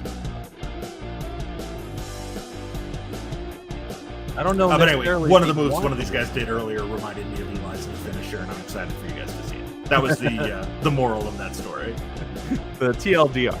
Yes. This is the longest match Karrion Kross has fought in this tournament at this point. Willie Mack does not put up a easy fight. No. His previous long was 11-13 against Antonio Honda. Willie Mack hanging in there. I mean, almost literally picking on somebody his own size. Another chocolate thunder driver. Could this be it? And the moonsault. He loves to follow it up. 2.9. Kross kicks out. I mean, Kross is my pick for the win, so I'm very curious to see how this plays out. I really thought when he pulled him up, he was going to go for the cross jack. Yeah. Blows your big strike for strike. Oh. There he goes. This has got to be... No, Mack fights out of it. Took too long, maybe. Big clubbing double axe to the back of the head. I think at this point, Mack knows that, he can't... Another chocolate thunder driver. He's going to follow it up with a moonsault again? And another moonsault. 1, 2. Great combo. 3. He did it. Willie Mack Willie Mack. Karrion Kross. Wow. Man, so far. Well, I have to talk to some bookies. Karrion Kross after a dominant run through the tournament. Actually, I'm sorry, 3 for 4 on the upset. I have to talk to some bookies and make sure my knees don't break. I'm feeling pretty good about that Jey Uso pick now. Yeah, you might be onto something. Karrion Kross 99% on that one. Holy cow, what a great match. And to think it almost was over before it practically started. Almost. That stunner 10 seconds in. Minute reaction, everyone. I swore it was going to be over right then and there. I've never seen that in this game happen before. No, that was awesome. It was, yeah. Can you imagine? Can you imagine if that's how it actually ended? The previous shortest match was 6 minutes, 20 seconds. This one was almost over in less than 30. That's insane. All right. Well, we now know our final 4, our semifinals. When we come back from the break, we know Baliyan Akki and Royce Chambers on one side of the bracket. Jey Uso and Willie Mack on the other. This is anyone's game. The winners of those two matches will meet in the finals. We still got the top seed showcase battle royal between Kenny Omega, Roman Reigns, Bobby Lashley, Drew McIntyre, Kota Ibushi, Jon Moxley, Will Ospreay, and Finn Balor.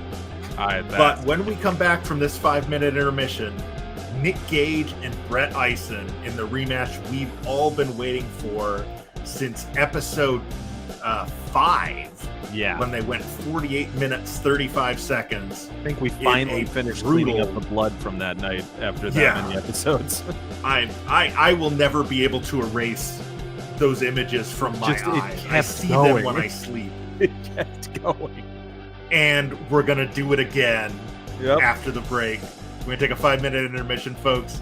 Stay with us. We'll see you in 5.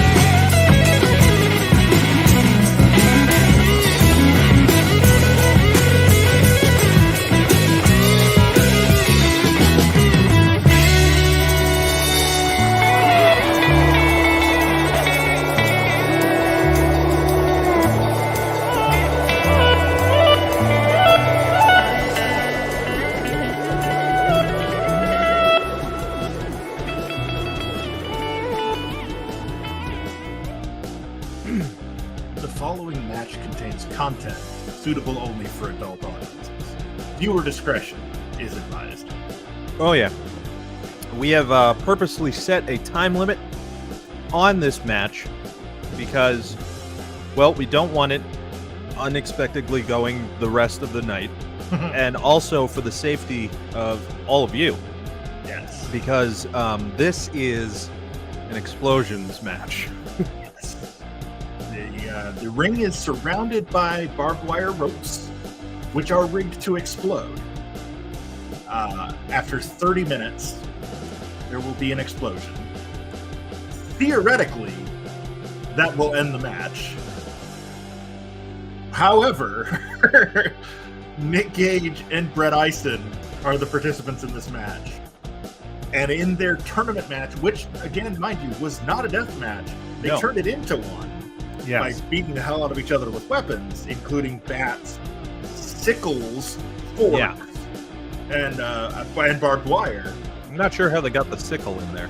I'm not sure either, but they managed. And, now we're giving them weapons and exploding barbed wire. Yeah, we basically said, like, okay, if one of you can beat the other before the explosions go off, great. Yeah. But you have 30 minutes until then. Yeah. They signed all the release forms. You're not going to be liable, so all of that legal stuff's taken care of. Yes. It's also being held at a different arena, again, because you can only do the barbed wire death matches at the big Garden Arena. And they were the only ones who were crazy enough to host it. Yes, that's right. That's right. It's the only place that we could, where the fire marshal would actually let us do it. So, with Are all you ready that for said, this? and I'm our ready ass for this. Sufficiently Good. covered, let's enter the ring. The referee with the unenviable task of officiating this match is Charles Robinson. I forget. Do they put them in protective gear? No, they don't. They do not. God help you, Charles Robinson. Table chunks. We got a Singapore cane. We got a chair. We got light tubes. We got a barbed wire. Random pieces of wood. Plus barbed wire ropes that are rigged to explode. Yes, if they make contact with the barbed wire, they are rigged to explode on them in some fashion. And then the there's whole thing there's no real way to get to a top rope because there are no ropes. You will not see you will not see any of all springboards. Not that you would from these two anyway. There will be no catch wrestling with this match. No. This is just going to be two dudes beating the ever-loving piss out of each other. Oh, God. And Ison is the first to hit the wire, and he's busted open immediately. A minute 41 in. Jeez. Oh, he stopped himself. Oh. And now Gage goes into the wire, not bleeding. Firing off those forearms. And, oh, God, Ison is just gushing blood from his forehead. So, Onita, the true king of the death match, I saw a match that he did where you hit a button on a corner turnbuckle that essentially activated a missile, which was really just like a sparkler shooting down the ring to bring another explosion. But my God, the fact that he was like, yeah, I would like to fire missiles at the ring. Yeah. It was basically Dudley Boy's pyro. Mm-hmm. Oh, my God. That cracker out of the powerbomb from Gage. Good God. Gage very nearly advanced to the quarterfinals of this tournament. Up until 2 weeks ago, we thought we might be seeing him challenge for the title tonight before he was eliminated by Jey Uso in the main event of episode 45. Main event, Jey Uso winning in the main event. Jey Uso was the final four. One of four men who could walk out of here the World Simuweight Champion. Straight up slugfest, and then just the amount of wounds that are just going to open up on these two. Yeah. Gage not bleeding yet. Not yet. I guess Island's skin is more sensitive to explosions. So it would appear. Gage has spent the better part of the last several years building up immunity to explosions. Hook of the leg. Yeah, you won't have to worry about rope breaks here. Oh, and again, Ison slams on the brakes. Catches himself. Oh my God, discus lariat. From the left arm, too. Sliding elbow. He's got to be careful being by those. Yeah, getting real close to that wire. Oh, and there, oh my God. Gage still not bleeding, though. God. He's going to do it again. Oh, now he's come bleeding. on. I don't know how many explosions we have available to us. But... Man, we blew our entire God. Of the entire season on this. That was a brutal series of punches. Yeah. If this was an MMA fight, Ison would have been disqualified right there. Yeah. The pride of Hazard, Kentucky really getting it with Gage here. Oh, but Gage with a sort of variation of a cop killer there. One. Yeah, he had a 2.9. Gage driller. We are 1/4 of the way to the explosion. God, he took it again. The only reason this match could end early is because of the amount of damage from the barbed wire explosions. Another rolling elbow there from Ison. The roaring elbow. There's a move I miss seeing on the regular. Big forearm. God, I've been trying to keep count of how many times each guy has hit the rope, but it doesn't matter. It really just doesn't matter. One's enough. Gage swinging that table chunk. Oh, a big jackknife powerbomb. Gouging him in the stomach with the pointy end. Right with the sharp edges.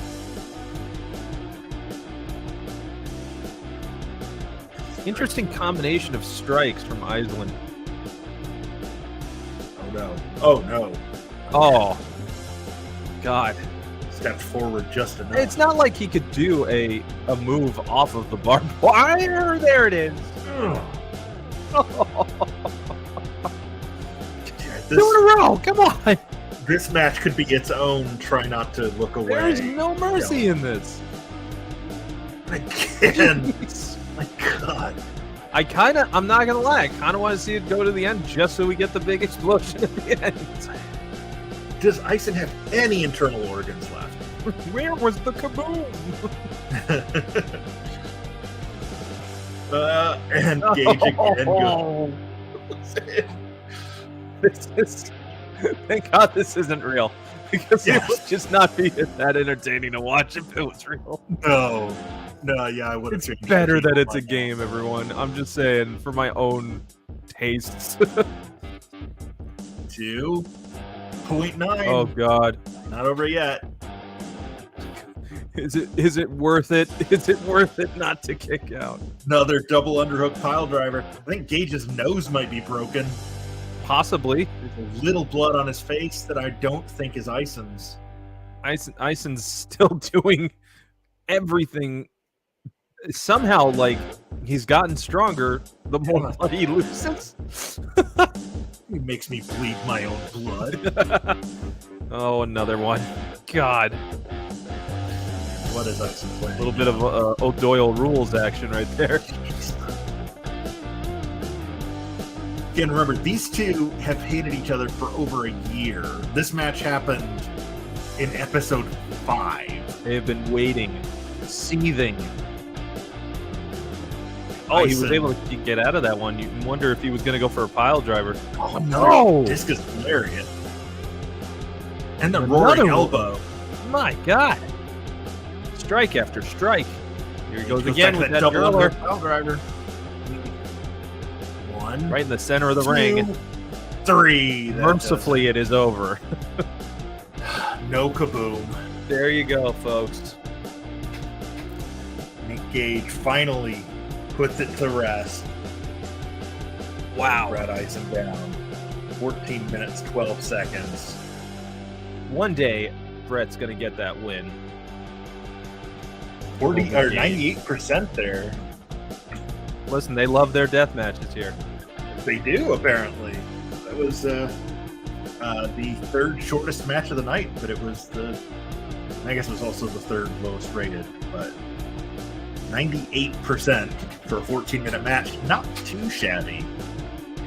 I'm going to say that the barbed wire was certainly a factor in upping the score. Absolutely. And also a leading contributor to the match only going 14 minutes. Yes, that too. Man, that was I would say that lived up to expectations. I was maybe thinking they'd go a little longer, but it was both guys bled. There were explosions, there was barbed wire, there were weapons. Who could ask for anything more? Well, actually, I will tell you one thing that people could wish for that's more is a semifinal match in the 500. A tournament that started with 500 wrestlers is down to 4. And after this match, we will know one of the wrestlers who will be competing in our main event to become the first ever World Simuweight Champion. May I try something? Of course. Just for the sake of humor, since we've been... Yes, I can do a screen share. Okay, great. I would like to show everyone the ending to the Onita Terry Funk match. Oh, yeah. Hang on. I have got to rewind it so that it's at the appropriate amount of time.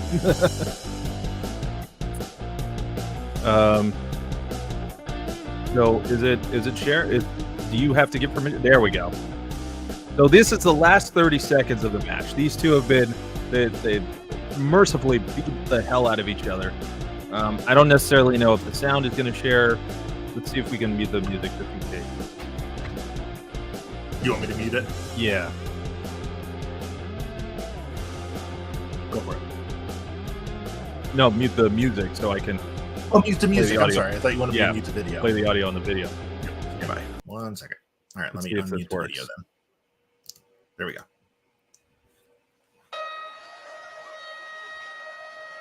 So the sirens are going off at this point, signifying that the final explosion is going to happen.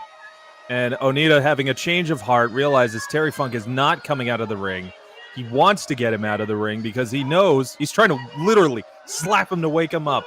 And finally realizes there is no choice but to cover him like a buddy in war. And look at that. That is what the end of Moxley versus Omega was supposed to be. Mm-hmm. Complete with the air raid siren. But, my God. And then, like a movie, the way that he just comes out of the smoke. Like two guys who just went through hell in war. And they literally did. And the promos afterwards, you won't be able to understand them, but just getting to this point where they've taken the ring ropes down, or the barbed wire down. Funk doesn't even really know what's going on at this point. But, man, FMW would be the only place that could host this kind of match. Yeah. As they carry each other off and head into the sunset. Much to the love of the crowd. My God. Man, FMW. There was you want to talk about like the Wild West of wrestling. They're just go to, if you've got the stomach for it, watch FMW matches. Yeah, that was real. That was what inspired the whole hardcore movement in American wrestling, but that was significantly watered down from what you were seeing in FMW. Fantastic. One of the all-time greats. Yeah, that's a classic. And all right, that is okay. I got the music back. Let's head to the ring for our first FMW. Is what would have happened if CZW had actually talented people. Yes, that's very accurate, Andy. Hey, let's not discredit CZW too much. A lot of great talent has come out of there. I mean, Adam Cole was a big time. That's true. That's true. In there Chris Hero, Claudio. Claudio as well. I mean, the feuds between Ring of Honor and CZW were actually quite incredible. The first ever exposure I ever had to the Necro Butcher. Yes. Samoa Joe versus Necro Butcher is a fantastic match. You should all check out. Cornette, for all his faults, had some of his greatest promos during that feud. Yep. Yeah. And Bryan Danielson and Eddie Kingston's hatred of each other pretty much started in that time period. Yeah, pretty much. I think Claudio's and yeah. Like Eddie just said. Eddie's just not liked a lot of people for a long time. Everything I say about myself is true. Everything I say about anybody else is a word. Yes. That's a direct quote. I can't remember if it was a tweet or a podcast or what. But yep, that sounds like Eddie Kingston. But in the ring now, we've got Baliyan Akki from Gato Move Pro Wrestling against Royce Chambers from the Australian indie scene. The winner will face either Jey Uso or Willie Mack in our main event tonight for the World Simuweight title. I love that, by the way. What? The name of the championship you decided Simuweight? Simuweight, yeah. I was pretty proud of myself when I came up with that. Because I've been calling it the World Simulated Championship, the World Simulated Heavyweight Championship, the Heavyweight Simulated Championship. Wait, hold on. Simuweight. It came to me like in a dream. Yes. Yes. It was prophesied, and so it came to pass.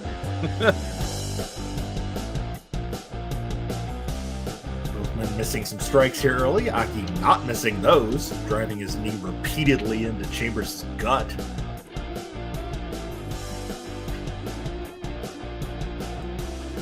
I wonder if Alex Porto would have had a longer career if he had somehow turned his name into Portmanteau. I'm absolutely all for the wordplay and simulate. Oh, don't get it twisted. We will never turn down a pun. Oh no, not on this show. No, never. And any opportunity to do that in the Simpsons quote, we're on it. Yes, absolutely. I mean, from you, they are literally dad jokes. Yeah, I was made for it. For me, they're uncle jokes. The thing is, I was doing dad jokes before, I even thought I'd be a dad. That's true. That's true. We bonded over dad jokes. Oh yeah, yeah. Anything that could just make the other person go, It's like a begrudging sigh. I acknowledge that that's good, but I don't want to honor it with a laugh. Pump kick from Chambers, and then just a kick to the face. Referee for this match is Rick Knox from AEW. So far, he has actually been watching what's happening in the ring, which is an improvement. The fact it's not a tag match, nor are there seconds at ringside, is probably helping that. The crowd versus Rick Knox is probably one of the greatest SoCal feuds.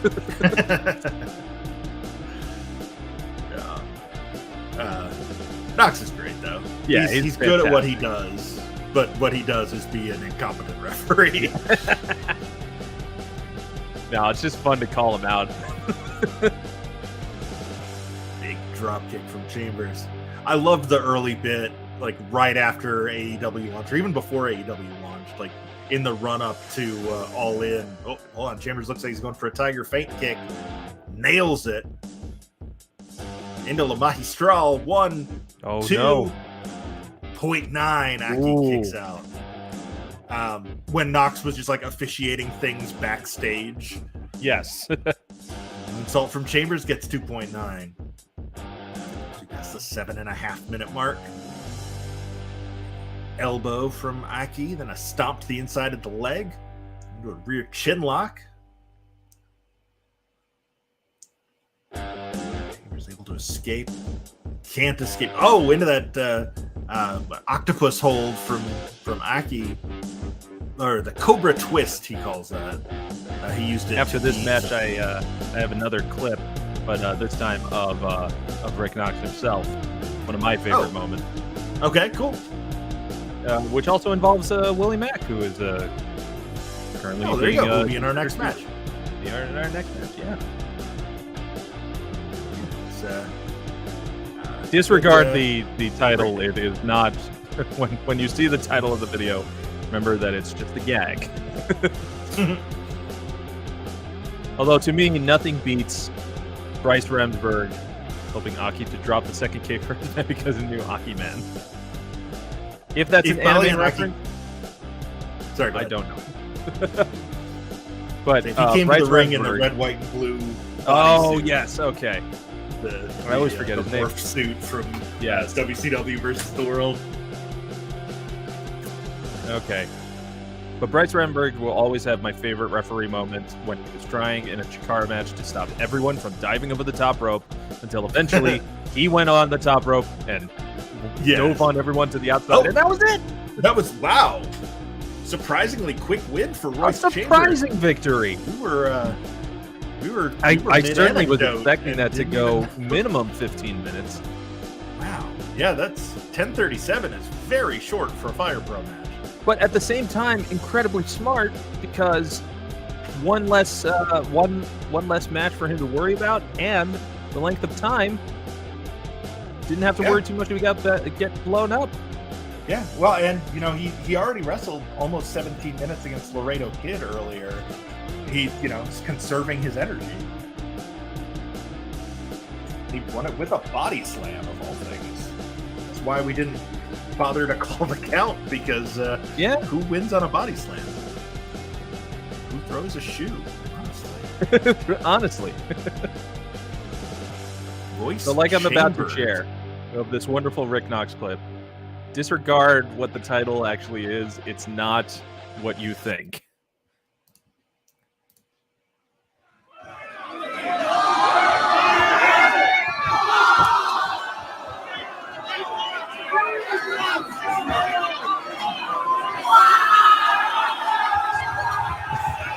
Or maybe it is.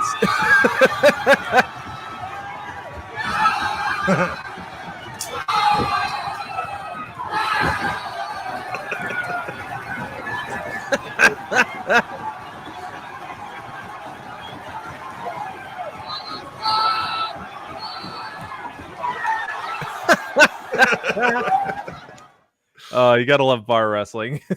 Oh, Rick Knox. I love Rick Knox. Yeah, the whole gimmick was that it turned out the masked panda wasn't just throwing powder into the eyes. It was a certain kind of powder. Yes. Yes. Yeah. And Rick Knox got a little taste of nose candy. Knox would have put up a better fight against Chambers than Akki. Oh man. Hey, listen.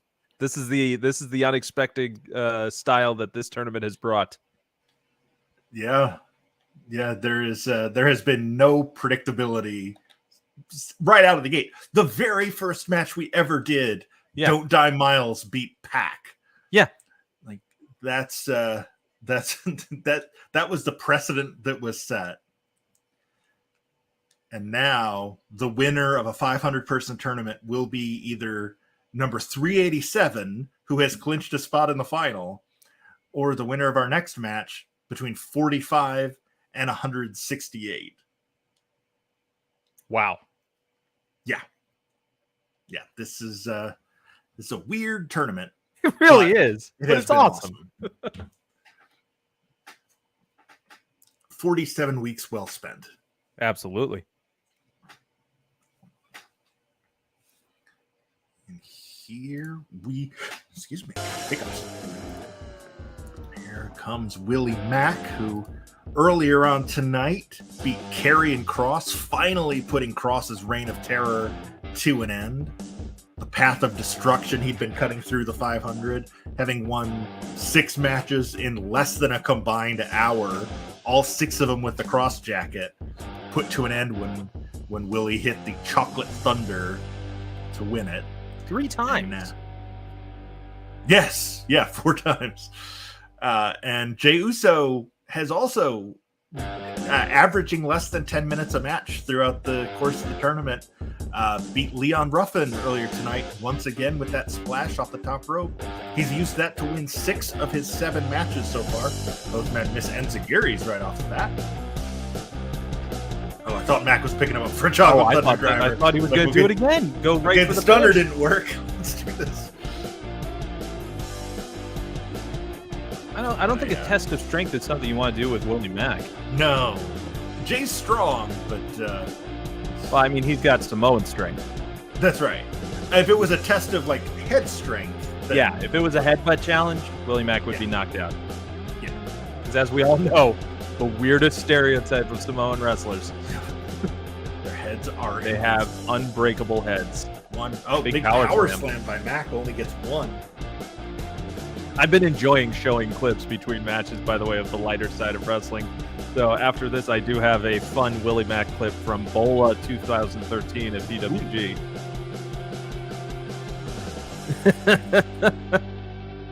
Yes. That'll absolutely do it. That's motivation. Yeah. I think we're talking about the future Sammy Uso. Yeah, take that honorary away. Jay has definitely been feeling Usi throughout this entire time. Absolutely. 100% Usi. If they don't put that on a t-shirt, like feeling Usi, like that's a lost cause right there. You gotta sell that as soon as it becomes like that's just amazing. One of the guys in the stunner back on. But his feet are under the ropes, there's no way. The referee is Daichi Murayama from Wonderworld Stardom, who's not going to count that. They were too close to the ropes. Nice pair of Nikes, it seems. Or Adidas. I don't know shoes. I don't either. Somebody in the FXC group chat shared a meme of the Juicy brand of pants. Uzi. Somebody made one that was Uzi and it was Sammy like lounging. You got it. Oh, that's amazing. Fantastic. Another power slam for Matt gets 2. Oh, don't punch him in the head, Willie. No, you'll break your hand. Was it Snuka was the first to do the gimmick of the head, or was it the like Samu? I was thinking Alpha and Sika. Oh yeah. But it was definitely head triggers. That feels right. 2. Only 2 count on the moonsault for Mac. Again, reminder: Willie Mack, 280 pounds, doing moonsaults. He flips over the top rope. He is incredibly athletic and has an amazing agility. Yeah. Oh, a frog splash of his own. You know what? I'm not going to argue with that. That is absolutely the vibe I'm getting from it. Yeah, that's pretty accurate. Good insight on that. Oh, wow. Take that of another Uso splash. Another power slam too close to the ropes this time. Wasn't the old tag team finisher called Uso Crazy? Or was that the top rope dive? I don't remember. But that was that was back in the face painting air days. Boom era commentary. Another splash. Yeah, the modern version of the Uso is definitely my favorite. 2. You're making me crazy. With the addition of I went in Mac telling Uso how he feels about him. When with the addition of Solo Sikoa, you feel like maybe that's going to be the War Games team? I think so. I have held since they announced it was going to be War Games that it's going to be the bloodline against like basically all of the top contenders to Roman's titles, with some kind of stipulation of there's going to be some team that is like who's pulling together to fight the bloodline, banding together for the greater good. Yeah, Drew and KO, and if Big E was healthy, he'd be one of them. I think that also with Triple H's benefit is that he's not going to make these matches like title style. Like, I think Hell in a Cell is no longer going to be an event, but just revert back to being a match. Yes. I have heard that as well. Also, apparently thinking the same thing about Money in the Bank. Of making and TLC should go up there as well, because it's just so weird to be like, well, it's that time of year. Guess what kind of match I'm going to take you in? Yep. And taking away the brand loyalty part of Survivor Series. Well, yeah, thank God. Time for champion. Hey, I just transferred to this brand. I'm all about Raw. I'm all about SmackDown. Been on it for 3 weeks. I'm ready to represent it. Yeah, you know me. Always about Team Blue. The only show that felt like it actually was worth stipulations was Bragging Rights. Yeah, but they got rid of that. They did. Thank goodness, because one of my jobs is making graphics for a comedy show called Bragging Rights. Right. Yeah. Yep. And we absolutely ripped off everything from WWE in terms of that. Dueling frog splashes here. Mac's gonna do it. Oh, and then a moonsault. Just putting an accent on it at the exclamation point, if you will. Put the tilde on the end, It does. It takes a lot to throw a guy like Willie Mack out of the ring. Uso follows it up. Samoan drop.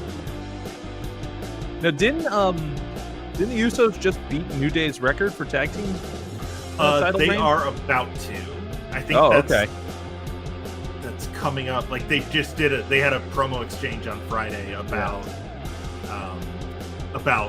basically New Day vowing to stop them from breaking their record. Title reign numbers are always weird to me, because it's not like you're defending it every single day. Right. Or, you're just literally holding it, but you could also have held it and maybe had 5 total defenses. Whoa, Mac wins it with a clothesline. We had a body slam and a clothesline. Again, an unexpected win. Wow, crazy. But he put Jey Uso to his limit for sure. The Uso era has ended.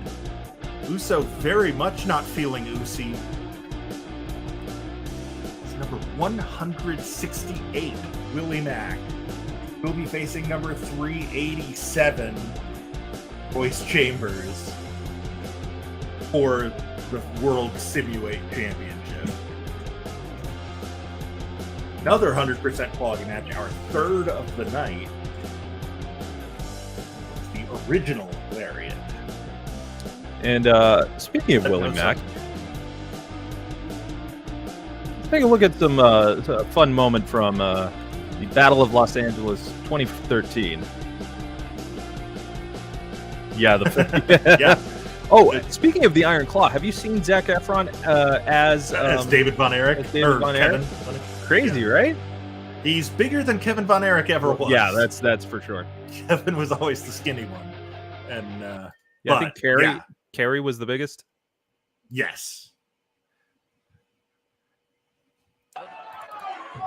Eye poking his partner. The eye poke of doom. Oh, man. These guys are just all over the place. Now Chuck Taylor gets eye poke. You ever seen this many eye pokes? He's got the grenade. He's got a grenade. Oh, no. He's got a grenade. No. Tommaso puts to the midsection. Chuck's still holding on. He's still holding it. Yeah, I was going to say, hopefully he's still holds. Oh, no. Grenade in his trunk. All 11 men in the ring taking off their feet. Oh, I love it. That grenade exploded. There's no ref. Good knock. There's no ref. Nowhere to be found. He threw up the X on his own knee. That's great. Yeah, the grenade of Chuck Taylor is one of it is I have seen war from those from that spot. My God, when the former trios champions of Chikara, Red Ant, Soldier Ant, and I believe it was, let's see, there was Red Ant, Soldier Ant, Green Ant, possibly Green Ant as well, and Soldier Ant bravely moved his compatriots out of the way and took the grenade cover for himself, all of which, by the way, was in slow motion. And it's always great when the crowd gets in on the slow motion spot because they'll go, "This is awesome." It is very serious. Gotta love it. I love when wrestling doesn't take itself too seriously also because it's just fun. Wrestling's fun. Wrestling's fun again, Brain. Or it was cool again, right? It's always, listen, wrestling's always been fun. Hasn't always been cool, but it is certainly Yeah, okay to say you're a very wrestling fair. fan now. It's very fair. All right, I'm getting this next match has 8 people in it, so it's taking a little while longer to get set up. This is our showcase battle royal featuring the top 8 seeds of the tournament, none of whom made it to the final 8. All of which are very surprising names, of which you would see on any main event on television or a pay-per-view or any big live event. But due to the very nature of this game, they are all being featured in our battle royal. Yep, in our semi-main, our exhibition. And you know, it's there could be in a future show a battle of champions where we may take like the major champions of every promotion and have a mini tournament of sorts. So don't be surprised if you see stuff like that. But we are very excited, actually. Speaking of new games, we are going to be using a new game for our next tournament. Pat, why don't you talk more about that? Yes. No, it's not a jobber showcase. We sure. Yes. So PWI just put out the women's 150 2 weeks ago or so. And because, as we've kind of established throughout the course of this tournament, it's not easy to make accurate female wrestlers in Fire Pro. Yeah. We saw throughout the tournament, every time Jordan Grace came out, I had to apologize because the best one I could find was still awful. Right. A game that has an excellent community creations for women wrestlers is WWE 2K22. Mm-hmm. So, for all its other faults, I was kind of live texting with Mike the other night when I was testing it out, having downloaded a few. At one point during a test Royal Rumble, Jordan Grace's bottom fell off. Just disappeared. Her singlet stopped at her waist, and then she was like a Ken doll from the waist down. Yep. It's weird. Also, What at another happened? point, after about entrant number 22 had hit the ring, people just stopped coming. Yeah, it's usually because at this point, I think the game just does not. It's their biggest problem has always been more than 4 people in the ring. Things get super buggy. Yeah. So you will see a version of our tournament for the 150 using 2K22. Yes. And we don't have any dates planned for it, but it's definitely going to be in the new year. Yes. We're going to be taking time off for holidays. Yep. And we'll still probably hop on and stream other things. Yeah, absolutely. They just won't be official PWS tournaments. Yes. I've been meaning to get back into Action Arcade Wrestling. Right. Do some more shows with that. I have there's a wrestling RPG that I have on Steam recently that I was playing, featuring guys like John Morrison and Matt Cardona, a lot of indie guys, or really like high-ranking non-televised talent that you would recognize watching on. And also, I think Nick Aldis is part of it as well. It has some NWA vibes and themes to it. It's been a lot of fun. We might be able to do some streaming on that as well. But there's a lot of great. We might even find a way to do, if we can get some emulators going, we might be able to pull up like some No Mercy matches or I don't need an emulator. I still have. oh No yeah, Mercy. you still have it. That's I have right. my N64 in the next room. You would just need have to bring it figure out over. how to wire it to get it to stream to your computer. Yes. I mean, yeah, we can figure that out though. Yeah, I was going to say, I'm pretty sure I have component cables for it that would work with my video card, but I'll need to check on that. Yeah, I also, a... unfortunately, have one of the launch copies of No Mercy. Wow. That has the bug that erases the memory. Oh no. So we can do No Mercy. We can do matches. But there will be times where like, oh, you unlocked again. somebody? Yeah, no, you didn't. Yeah, they will never be seen again. Yeah. Hope you enjoyed those hours you just put into the story mode because you're 3 matches from the end and it's gone. It's gone. But let's get on to this battle royal, which still exists and will exist thanks to the magic of the internet. Yes. Yes, indeed. I don't know if you can hear that, but one of my cats is just flipping the hell out right now outside my door because she can hear my voice and isn't allowed in here with me. Also, it's about time for her to get fed. So here we go. Oh, we're just starting. No entrances. Yeah, no entrances on battle royals. So that's you got Kenny Omega and Kota Ibushi going right at it. Fun. Oh, now Ospreay getting involved. Roman Reigns and Ibushi with a double power bomb on Finn Balor. Just Lashley so you all know, has this been is going to thrown be the very floor. hard. This is going to be a very difficult match to try and justifiably commentate on. Yes. So instead, Lashley, we're more than likely going to be talking more about the competitors involved. Yes. Balor in his Balor Club gear, not his Judgment Day. Just because I didn't feel like downloading a new Finn Balor. And Moxley to the floor, courtesy and of it's Omega. not it is not over the top rope rules, just so everyone knows. That's right. I probably should have made it both. In hindsight, although with this many guys, it's going to be a lot of people taking a lot of damage, and nobody's going to break up the pins. Yeah, but Balor and Reigns just double teamed, was able to get the Magic Killer. That's a combo of teams you wouldn't notice, but Moxley just beating the hell out of people right now. Yeah, he's just going around picking fights. It is Omega chaotic Ibushi, to try and follow what is going on right now. Absolute chaos to try and follow. McIntyre just running the ropes, working on his cardio. Well, Omega was getting up in his face. What'd you think of Lashley Lesnar 2? I haven't watched it yet. I saw clips. It wasn't that bad. People are saying they're looking forward to the final, maybe a third rematch.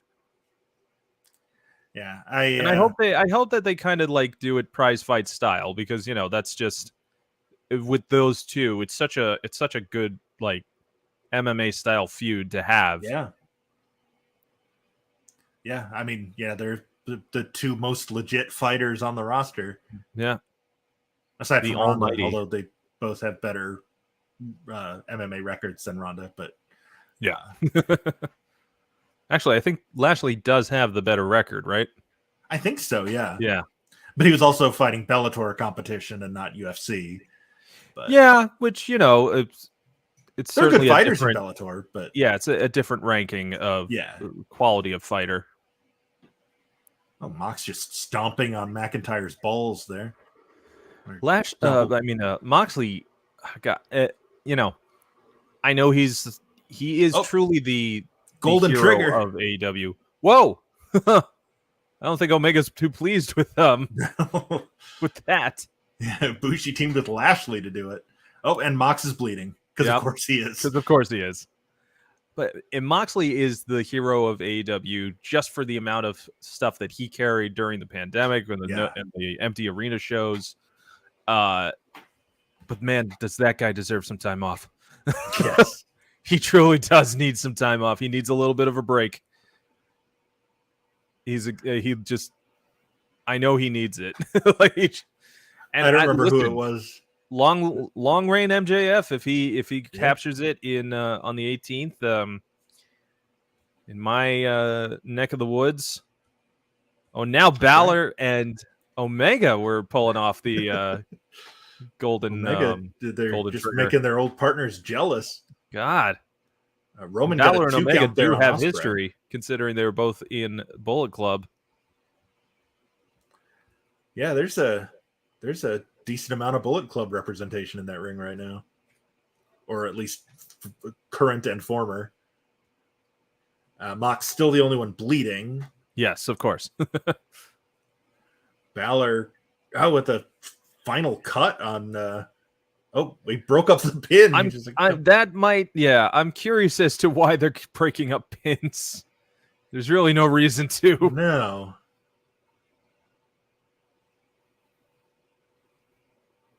I'm wondering how long it's going to be before the first elimination. Based on past experience in these matches, it takes a long time for the first one to happen.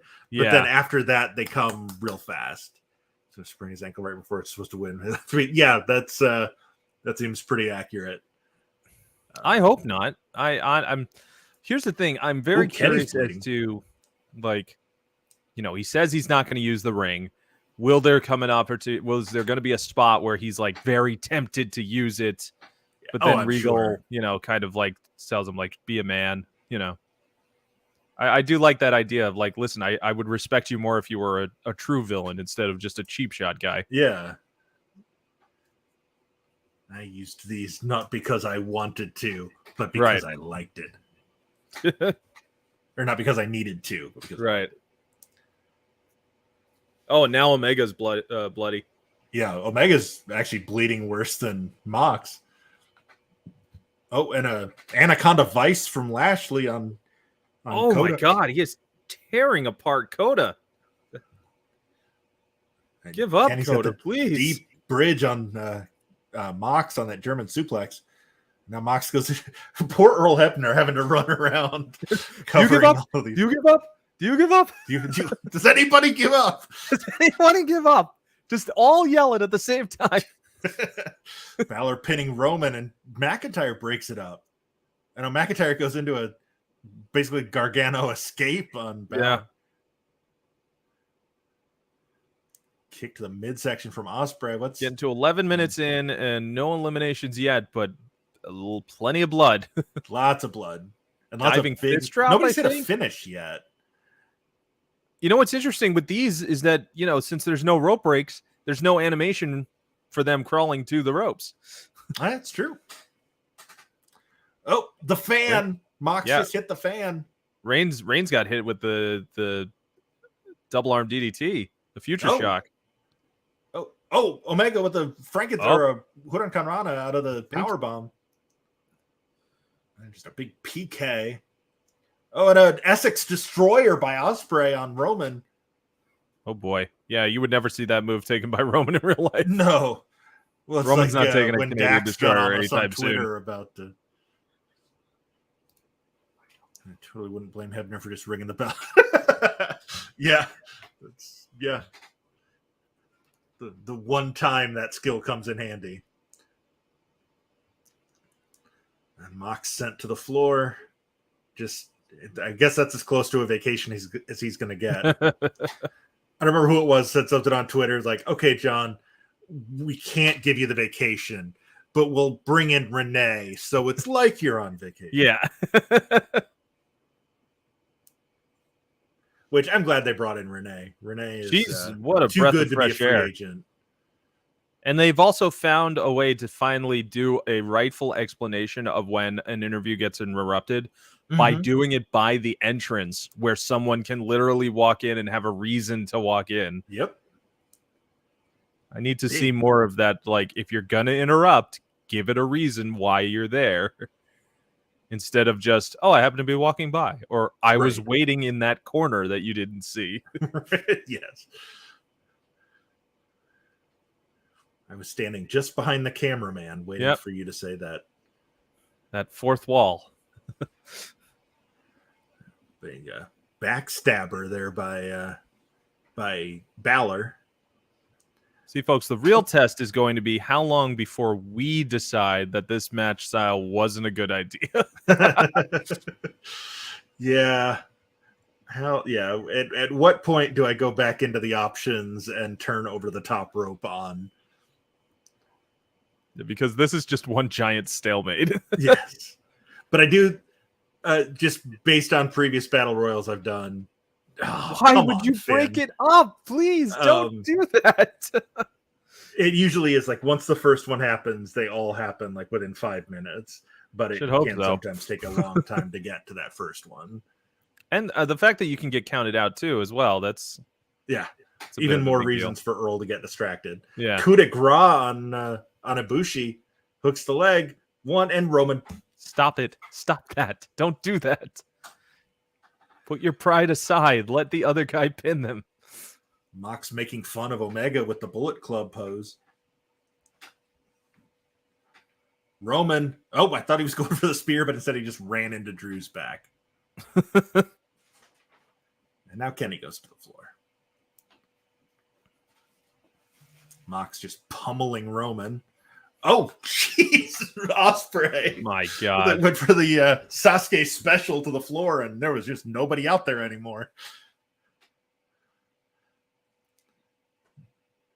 Ospreay again flying in with a phenomenal forearm to the back of Lashley's head. I'm sure Ospreay has a different name for it, but Lashley, Dominator on Roman, and Ospreay just pulls him to his feet. Pulls him up.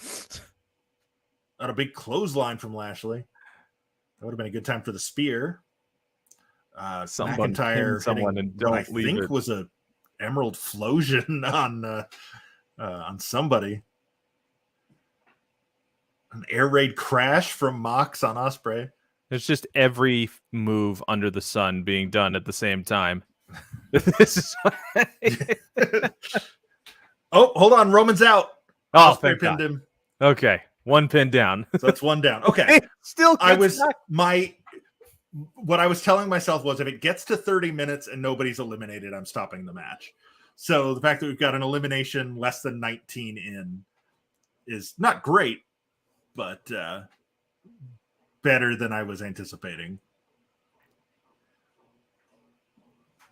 And now there's an odd number of people. So as long as everybody's tied up, there won't be anybody to break up pins.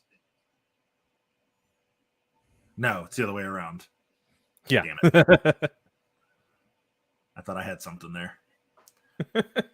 Ospreay off the ropes. Stops himself. And celebrates like he did something. What a heel. Omega. Oh, got a 2 count on that German on Drew. I thought Finn was going to go for 1917. Is it 1917? What does he call it now? I think it's the 1917. Yeah. 1917? Okay. On another Gargano escape there. Oh, Hebner's just I was like, yeah, he submits. Thank That's God. fine. Ibushi's out. Ibushi's out. Like I said, once the first domino falls, they tend to go much faster. I think Finn hit a sling blade there, but it's very hard to tell. Oh, flatliner by Lashley on Balor. And then Mox just stomps on his balls. Mox sent into the corner by Balor. Oh my God, that was that Kreutz Wrath? Is that he doesn't do that much anymore. No, I don't think I've ever seen him do it in AEW. I think maybe early on he may have. Oh, Ospreay rolls up Lashley and Omega breaks it up. Maybe we'll get Finn and McIntyre to get a double count out. It'll take out 2 more. Seems that they don't tend to. They're not really caring in regards to the count. Yeah. Neither man. Okay, now they're both. There is a chair on the outside. Oh no, McIntyre just grabbed a chair. 2. Oh God. And now Balor may be counted out. No, it looks back like in at the count of 16. Lashley with a military press on McIntyre. And another fan from Moxley. For those of you that are newish to the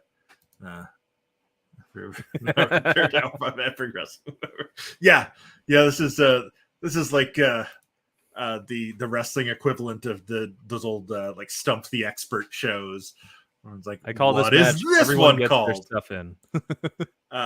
For those of you that don't know why I call that move the fan, actually, Andy may be one of the handful of people that was around when I initially made this joke.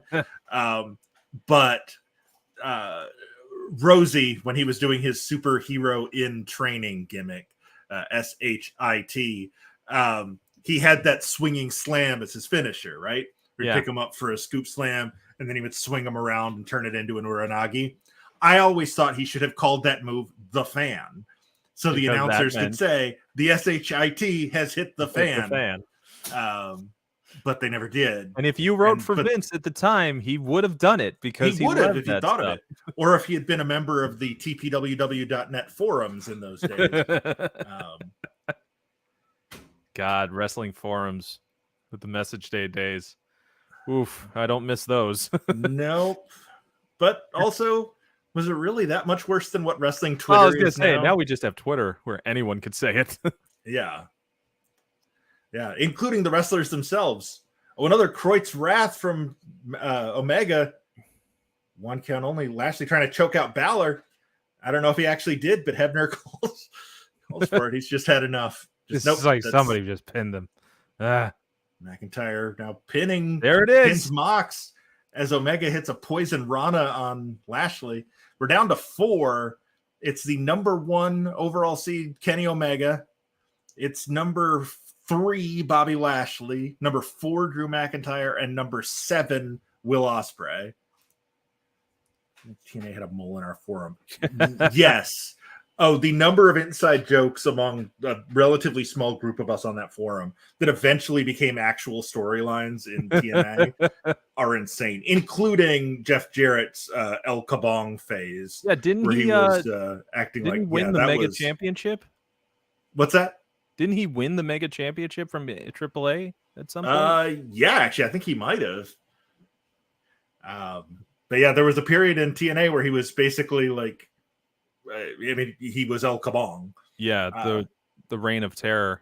Yes, of his own. Yeah, there were a few examples. I'm blanking on the others. I'm sure Andy has a better memory of it than I do, but there were several that. I think his gimmick now is the Last Cowboy or something like that. I think it's the Last Outlaw. Last Outlaw, that's it. Yeah. Which Jarrett has an FXE connection. Before the infamous, I guess at this point, Ric Flair's last match, all of the participants actually came to FXE to work on some stuff before it. So Jarrett and Jay Lethal and Ric Flair and shoot, why am I blanking on who the 4th person in that match was? Jay Lethal. Yeah, Lethal, Jarrett, Flair, Andrade. Thank you.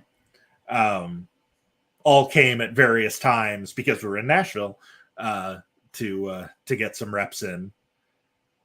Not that Andrade or Lethal need it because they're wrestling pretty consistently, but Flair and Jarrett both. So Flair looked like he was doing great, and then he said he had a few drinks before the match, and then we all saw what it was. Yep. I will say though, the recreation of the old TBS set was nice. Yes. Yeah. The presentation of the show was probably the best part of the show. The main event was something left to be desired. One-winged angel. One-winged angel while the referee's back is turned. And McIntyre's able to kick out of it. You know what I found interesting is that McIntyre actually finished Moxley with the version of when he was calling it Dirty Deeds. Yes. Oh, Stormbreaker. That's called. God, I love that move. I know that move, but I'm blanking on what he calls it. Swinging neck breaker from Lashley, a sharpshooter from. That's familiar. Ospreay's out. And Hebner called Hebner just calling the submission on you the give sharpshooter. up. Ring that bell. I'm getting the hell out of here. And then there were 3. Tombstone by McIntyre. Yeah, kind of like an inverted tombstone. It was very interesting. Lashley's like, I ain't having that stuff. Come here. Nope. Oh, man. Short arm clothesline from McIntyre. Now Omega pulling Lashley up so that they collide. Jake the Snake with that great short arm clothesline. Right, no way Ospreay actually tapped Hebner. Just did that on reflex. That was That was a pure instinct. He's just got PTSD about it and just ends up doing it. He sees a sharpshooter and just immediately. I see it. I gotta call it. Where's Dave? Still thinking that he can do the twin spot. Right, yeah. Poor guy. Excuse me. I'm very curious as to how this collision detection is going to work on this. Right. Oh, Lashley key lock. going for again with the not got calling the key for the lock bell on there. That's the first big submission in a while that Hebner hasn't just immediately called for it on. You got a submission on? Okay, I saw you tap. Come on, man. I'm way too old to be officiating 35.5-minute long. Shouldn't matches. be doing this. Even virtual me is Geez, tired. 3-way collision. Wow. Even virtual me is exhausted. Who's going for here? Oh, God. Right on the chair. Angel's wings on the chair. Lashley, what's he going for? Going for that spear? Nope. Just a 3-way collision. Our ring, by the way, looks gigantic compared to the standard professional wrestling ring size. Yeah. Which is usually that's one thing 18 this by game 18 is weird feet, about right? is the proportions. Yeah. Yeah, this is like a 36 by Yeah, I was 36 gonna say, ring. Like a 40 by 40 ring. Yeah.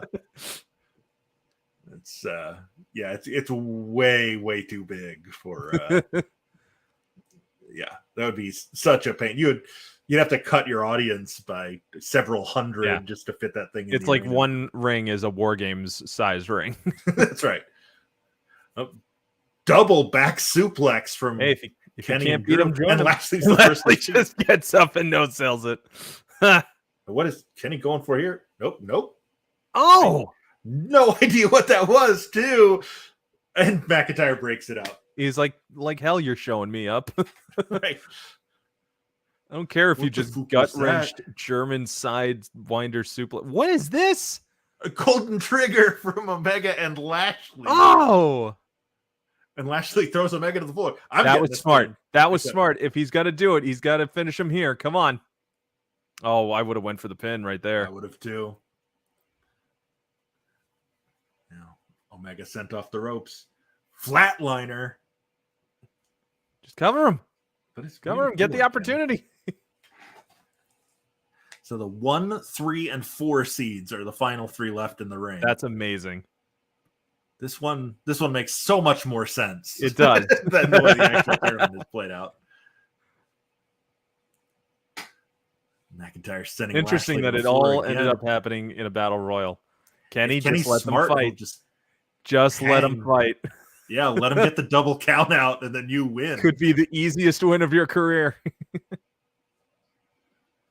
Crowds would hate McIntyre- this, but I always wanted to, and so I did with my action figures several times throughout my childhood. Always thought it would be funny if McIntyre needs to drop the chair, he's going to get DQ'd. Yeah, How weird would it have been if that was the first DQ on PWS? I know, right? In a battle royal. Triple count out. I don't know if that's possible. I guess it would be a draw. I guess. But yeah, one finish I've always wanted to see in a Royal Rumble, which they would never do because it would piss the audience off. But there's 2 guys in the ring. They both go over the top rope, Right. and then the countdown hits, and number 30 comes to the ring and wins. Wins by default. Yeah. Default. The 2 greatest Two- words in two the English Swedish words in language. English language. I don't know what Kenny was planning there, but he saw McIntyre coming and was like, nah. Forget it. That sort of a variation on it's like halfway between a Gargano escape and a bulldog and a choke. bulldog choke. He did it. He got him. He submitted. It's down to Drew and Lashley. There you go. Oh man. Oh, big spine buster. buster variation from Lashley. Future shock. Come on, Drew. This has got to be it. Come on. He's finished The off leg. several, One, eliminated several with that 2. one. No. Lashley gets a shoulder up. Hebner's exhausted. Weird as it is, this is still not the longest match. Oh, Claymore. But Lashley just gets right up. No countdown. That's probably what it was. He didn't Yeah. count it down. If the this heck match is this? ends in the next 4 minutes and 20 seconds, it is still not the longest match That's true. in PWS history. It's got Oh, an we got internet him. choke. There Got it him with the is. choke. There it is. 44-33. Drew McIntyre wins it. A marathon of a match. 44-33. But you're right. Once the first elimination happened, Yeah. Their they just dominoes all started just going came back and forth. tumbling In a down. 100% match.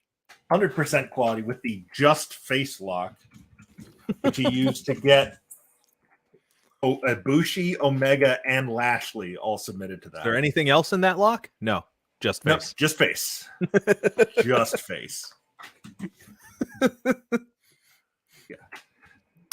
I like how they show the eliminations. Yeah. I wish it would show who did them. Yeah, but because Roman lost to a shooting star, which I feel like was Ospreay. I think it was Ospreay. And then I'm pretty sure Balor submitted to Lashley's Anaconda Vice. Yes. Moxley got pinned by Drew with the Future Shock. Yes. Ospreay tapped out to the sharpshooter. Which I think was also Drew. I think Drew had the most eliminations. Did Drew have 5 of the 7 eliminations? I think so. Wow. Dominant performance from Drew. Also, looking like he's putting himself in contention for the World Simuweight title. And it wasn't even the fun one. No. Jinder Mahal? Yeah. He's the fun one. Wow. Man. He's like the Ringo of 3MB. 2 out of the 3 of them became world champion. Insane. And it wasn't the lead singer. Heath Slater, well, he's just Heath in Impact now. Right. One half of the Impact Tag Team Champions. And which is great. Him and Rhino are a fantastic team. But man, do I want to see him finally get that, it's for his kids. He's got kids. I don't know if you know that. Man. He's got kids. The fact that they made that a t-shirt. He's got kids. He's got kids. It's like, well, yeah, a lot of wrestlers do, but not all of them have decided to make it the entire focal. Well, sorry, there is Kevin Owens. But he's like sincere. Like he will kill you if you mention his child. Very true. Keep my son's name out of your mouth. By the way, if you think about it, Kevin Owens named his son after Owen Hart. Mm-hmm. So in the WWE world, Kevin Owens' son is named Owen Owens. Owen Owens, yeah. Yeah. Yep. One of those things that you just don't want to think about too closely.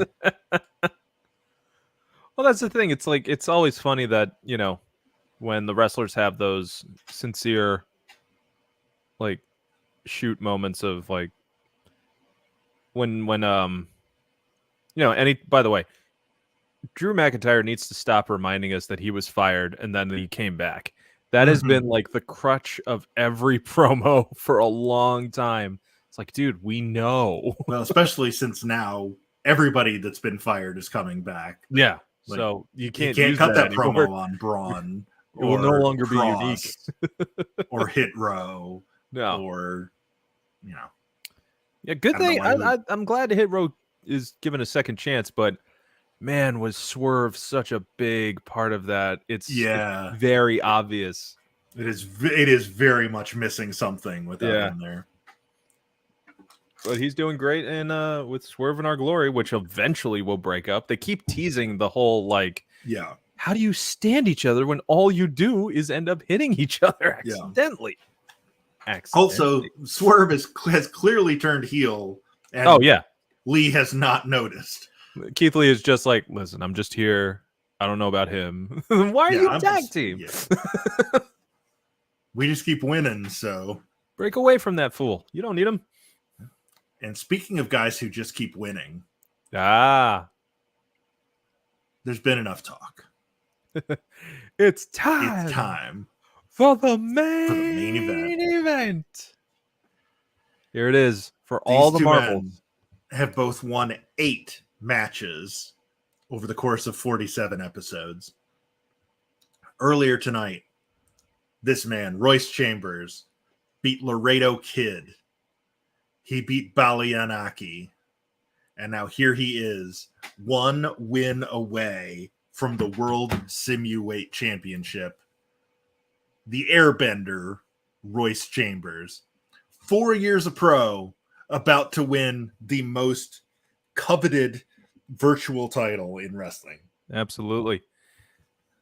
And his opponent defeated Karrion Kross and Jey Uso, ending the 2 most dominant runs of this tournament. And now he's 1 win away from his first world championship. 16 years a pro. This Milk could be Chocolate Thunder, Willie Mack. This could be the end of a Cinderella story or another legendary win. And truly, it could go either way, as they have been the most unexpected wins from each talent. I mean, my God, we almost saw Willie Mack try and win in a few seconds in his first match here. Yeah. Yeah, he by God stunnered Karrion Kross 10 seconds into that match. And we have also seen that a powerful move can make the difference if applied right, and you can end a match with a power slam in the middle of the ring. Yeah. I mean, Mack beat Uso with a lariat. Yeah. So yeah, those finishes can come from anywhere at any time. So we're definitely going to be talking about every pinfall in this match because we got caught unawares both semifinal matches. Yeah. That will not happen again in this one. Chambers with the shooting star. That's how he beat Laredo Kid earlier. Only gets 1. Now, we were talking earlier about, the mechanics of being in the ring and what it's like to take a bump and everything like that. If you have a chance, watch, could possibly be a submission here, but if you have a chance, watch AJ Styles in his interview with Stone Cold, where he talks about the difference of taking a bump from the 6-sided ring of Impact to finally taking one on a 4-sided ring again, and the relief he felt when he realized the 4-sided ring does not hurt nearly as much as the really, if you think about it, very taut and harder structured 6 sides. Interesting. I never thought about that. But there'd be less give in the ring because everything's 60 or it's just tighter. 240 degree angles instead. And he admitted that ring was great to do high spots off of because the ropes were so taut. Right. But it hurt so much to take bumps in the ring because again, you were making up for the fact that the more sides it is, the tighter it's going to be. Yeah. Huh. Now you can understand why 6 aprons. Yeah, that's true. Right. Those are the 6 hardest parts of the ring. Yeah. I mean, can you imagine if they had that plus the square corner posts? People would have died. 1 count only on the power slam. Yeah, it was a very weird transitional phase when Hogan came in, and he was like, "A real wrestling ring only has 4 sides," or and everyone was like, "Well, cool, you took something unique away from a product that's trying to differentiate itself." Right. Yeah. You know what'll make us compete with WWE? Looking the same as WWE. Using the same guys. And the Nasty Boys. Yep. Nasty Boys, Val Venus, Orlando Jordan, Hogan, Bischoff, and Jeff Hardy all debuted on that night. God, I feel like there might have been 1 or 2 more even. I think RVD as well. Yeah, I think you're right. And of course, Jeff Hardy made his debut in one of the most embarrassing Impact moments of all time. The what was it? Steel Asylum? Yeah. Is that what they called that? He just ran to the ring and then climbed the cage, and then that was it.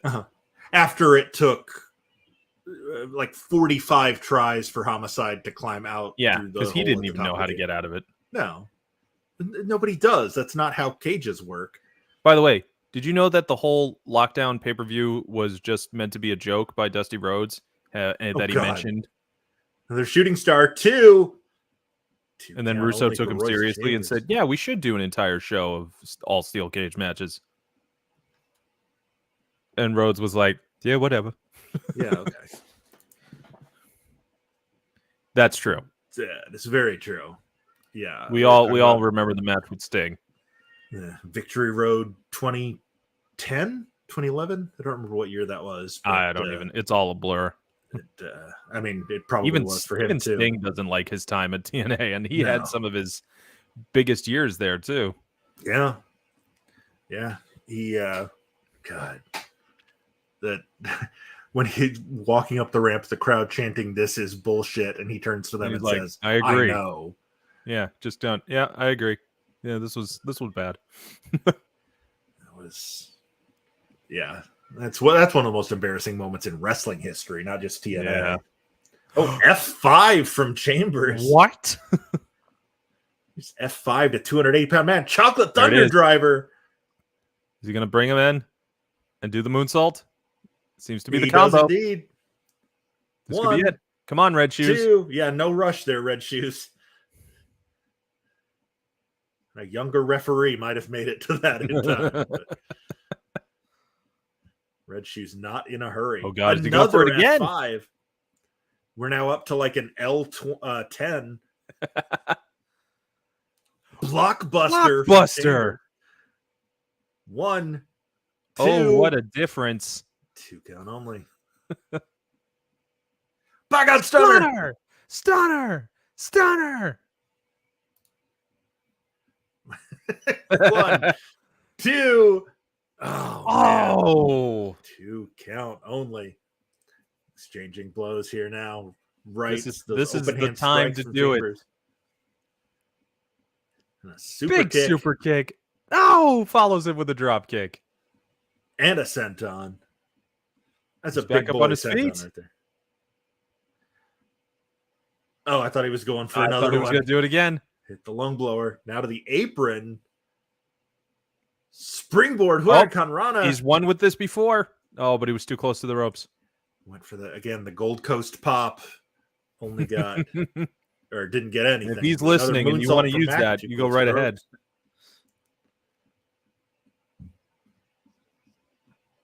What's it going for here? Or I guess Australian Destroyer. Australian Destroyer. Hooks up. Nope. Too close to the ropes. Guys, you got to get to the center of the ring here. Chocolate Thunder Driver. It's kind of hard to do that when, you're realizing, but here's the thing. Willie Mack's been the only There's one the smart moonsault. enough to do the combo. 1, 2. Oh, God, I'm anticipating it so much. Oh, he is tired. Shooting star from Chambers. Onto the back. We got a new champion. He's Nope. hooked. Not even a one count. Was he under? I couldn't tell. I guess he must have been. At least Red Shoes thought so. Mack now to the top. Going for that moonsault again. Boy. Yes. Oh, right across the back. That's got to hurt more than just taking it onto the midsection. You would think. Super kick and the standing shooting star. Do we have There's our first the combo. champion? 2. Is this it? No. Mack kicks out. Oh, close.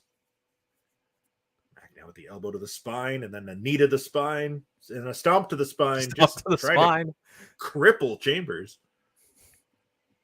Carrying him over to the corner. Now a half crab. Whoa. That's it. That's it. We've got That's a new champion. Royce Chambers is the first ever Who would have seen this Simuweight coming? champion. Cinderella story. The Coming out of nowhere. 383rd seed. 387th seed. Wow. Royce Chambers is the first ever World Simuweight Champion. Insane. The fundamentals are running wild indeed, Andy. Do you believe in miracles? I think I'm going to hit a character limit here, but The United see. States has done it. At least in this case, Australia. Royce Oh Chambers. my God. What a tournament. Oh, What a amazing That's putting- series of matches that we have seen. Just absolutely incredible. unbelievable. What started with 500 now ends with 1. Royce Chambers Royce Chambers. is the first ever World Simuweight Champion. Congratulations to Royce Chambers, doing Australia proud. Only Yeah. a 4 years in the business, and now, God, his name will be etched into history, thanks to us. Yeah, pretty much. So again, a quick rundown. Over the course of 9 matches, he beat Tommaso Ciampa, Mei Suruga, Bobby Lashley, Hiroshi Tanahashi, Arrow Boy, Chris Jericho, Laredo Kid, Baliyan Akki, and Willie Mack. Incredible. That's quite a run to the championship. And Royce Chambers is our first ever World Simuweight Champion. And the first So, champion that begs of the the question. 500. Who's going to be the first challenger? Is it going to be Drew McIntyre coming out of that battle royal? Could absolutely be so. Is it Any gonna of be our Masaaki last... Mochizuki, who That's- was never eliminated from the tournament. That's He true. was never pinned, never submitted, never lost. We also have, of course, Nick Gage. Nick Proving Gage, who once might again just that he stab is- us if we don't give him a title shot. He is unkillable. Yeah. And any of the contender competitors from this final round absolutely can be considered. We don't have any sort of championship committee or anything like that, but we are the championship. we are the committee. championship We're- committee. Yeah. And Pat, being the stat man that he is, will absolutely be able to calculate a proper contender.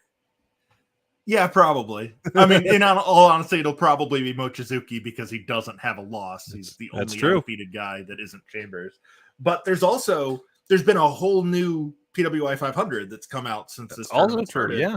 and a whole bunch of people that weren't on the 2021 list that were on 2022. So there's a whole new list of contenders there. We will probably not do another 500 for the 2022 list. No. We want to Just- stay sane. We are Yeah. also basically like, this was supposed to be the introduction to us being able to put this kind of stream together regularly. Yeah. And we are going to be doing events, not nearly as long. Who knows if we'll ever do another 500 again, to be honest, just from the amount of work that it took, Yeah. especially on Pat. And there's plenty of things that we can do. Other tournaments like the upcoming 150. Yep. Uh, And when the tag team list is released, we'll do the tag team. we'll do a 100 tag team too. list as well. We may even do like a Legends tournament. Yep. Where we take wrestlers from the past who either are inactive or no longer part of this mortal plane. The best of all time to kind of have a Legends champion. And who knows? And we will take any and all suggestions of people you'd like to see, other games that you'd like to see us use. And of course, if you are one of the talents, the many talents that have been featured in this tournament, please let us know if you liked what you saw, and if you ever want to just come on to chat wrestling, or we are more than happy to do that. Absolutely. We had so much fun when Don't Die Miles popped into the chat one week. Absolutely. Alex Kane, who was the MLW current MLW middleweight champion. Boomaye. Boomaye. Man, what a monster. I love him. Yeah, Kane is great. That's not a phrase you'll hear me say often, but yeah, Alex Kane is great. Boomaye Fight Club is great. Yeah. Um, But in 3 hours, we were able to put on a fantastic show, which shows that it can be done, WWE and AEW, that 3 hours is enough time for a uh-huh. show. Yep. That's pretty much the perfect length for a big show. Yeah. Yeah. And we had a super long battle royal in there too. Yeah. I was gonna say, 40 minutes of that was was a single match. So yeah, it's been a wild ride. Absolutely. These 47 episodes, And Pat, 400. I Well, wanna I guess thank you. 502 matches That's true. if we Yeah. count the 3 undercard matches from tonight. Pat, I want to personally thank you, of course, for putting this all together, coming to me just in a chat online saying I got an idea, me almost immediately telling you no, and then eventually you convincing me. That's pretty accurate. Yeah, it was that's a fun idea, but no. You gave me another opportunity to make these wonderful graphics that I love to do, and we just it's just been awesome. Also, just reconnecting with you as a friend because of this. Agreed. And it's just been nice to have a person online to talk to about wrestling. Yeah, a little backstory for those who don't know us. I mean, we're up against the clock here. We'll wrap up here real soon, but This is Mike the and I post show. worked together in 2012. Yeah, 2012 for like 2 or 3 months. Yeah, Bonded over wrestling then, and then amongst Malia other and I nerdy moved to things. Tennessee, and that was it. Yeah. Then we just kept in touch online, and then he popped up back into each other's lives and said, "Hey, let's do this." yeah. As soon as the idea hit me, I immediately was like, "Oh, I got to bring Mike in on this." And man, I'm so glad you said yes, because this was so much fun. Well, I'm glad to, even though I took some time off, I'm glad to have been back at least for this final one and for a couple me too, before. It's been great seeing this all evolve. I cannot wait to see what we will end up doing next year. And hopefully anyone who's been following us along online, you know where to follow us by now. But if you don't, Pat, where can they find us? Well, we are on. We now actually have a tag on YouTube. We are at Pro Wrestling Simulated on Twitter. Now Yes, they are doing handles now. Yeah, so we have that. We are on all the social medias. I believe we're at PW Simulated on Twitter. Let me see. I think we have a banner. For because they only have so many characters you can do on the handle. There we go. Yeah, there it is. Yep. So yeah, we're Pro Wrestling Simulated on Facebook, at Pro Wrestling Simulated on YouTube, at PW Simulated on Twitter. We have an Instagram, but I don't know that we've ever actually posted anything. I don't think we have to. I think I just grabbed it so no one else could. Yeah. .tv/Pro Wrestling Simulated is kind of our base. But obviously, we saw Andy was joining us via our Facebook live stream. And yeah, we will be back. The 150, our women's tournament, will start sometime after the holidays, sometime in January. But we will be back possibly around Royal Rumble time, Sorry, what? Possibly around Royal Rumble season. Yeah. Hey, the 2K, good for Rumbles. And Royal Rumble is on my birthday this year, this coming year. Fun. So I am going to have a nice time just watching it and enjoying becoming 37 years old. Yeah. It's I just celebrated my 3rd anniversary of being 37 a couple months ago. So man, it's weird. You don't look a day over 30. Oh well, thank you. You got the pure baby face. I look. It's this is confusing. It looks like baby fat. It's just fat. Meanwhile, I look like I'm in my mid 40s and going through a crisis. Well, being a parent will age you. Significantly. Yeah, that's how I've managed to stay young. It's like me and the president. We just go age like super quick. The first year in office. I'm a pretty kick-ass uncle. That's but fun. that keeps you can me give young. them back. Yeah, that's exactly right. Yeah, that's exactly right. Either I can go home or they can. That's also how I treated being a substitute teacher. Oddly enough. Yeah. It's like they're not my kids, but hey, I got to watch them for a bit. That's right. They're my responsibility for a little bit, but we can have From a little 9 fun. to 3. I can give them candy. I just have to make sure they're alive before they go home to their parents. Yeah, that's right. That's right. No longer your problem once that bell rings. Well, Pat, thank you again so much for putting this all together, and I cannot wait for our next venture, whatever we may call it. Maybe just the 150. It might be easier. The tournament will almost certainly be called 150. I'm all about consistency and naming conventions. Exactly. But that will be coming in the new year. But before then, we'll be doing other stuff. I like that idea of busting out some No Mercy. For sure. We should. The problem with that is that we can't play together on No Mercy. No. But we can simulate.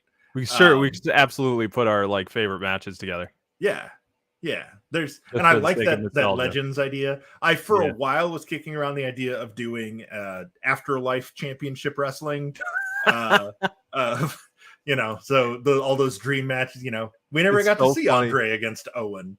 You say that, and then a friend of mine a couple of years ago had an idea to do a Johnny Carson live show parody where all the guests were just dead people.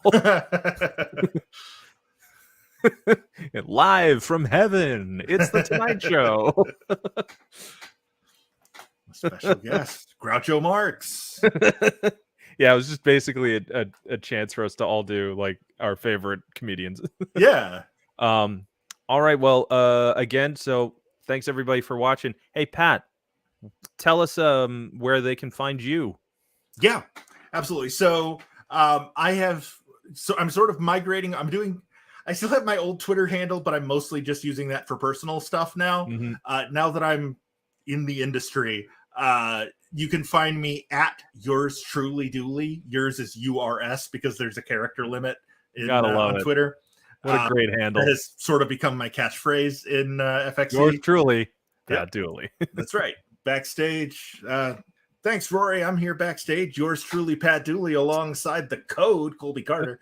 And all the guys just call me yours truly now. So I guess nice. It stuck. Yours truly Dooley on Twitter. That's where most of my wrestling stuff happens. And then a lot of retweets of PW simulated tweets.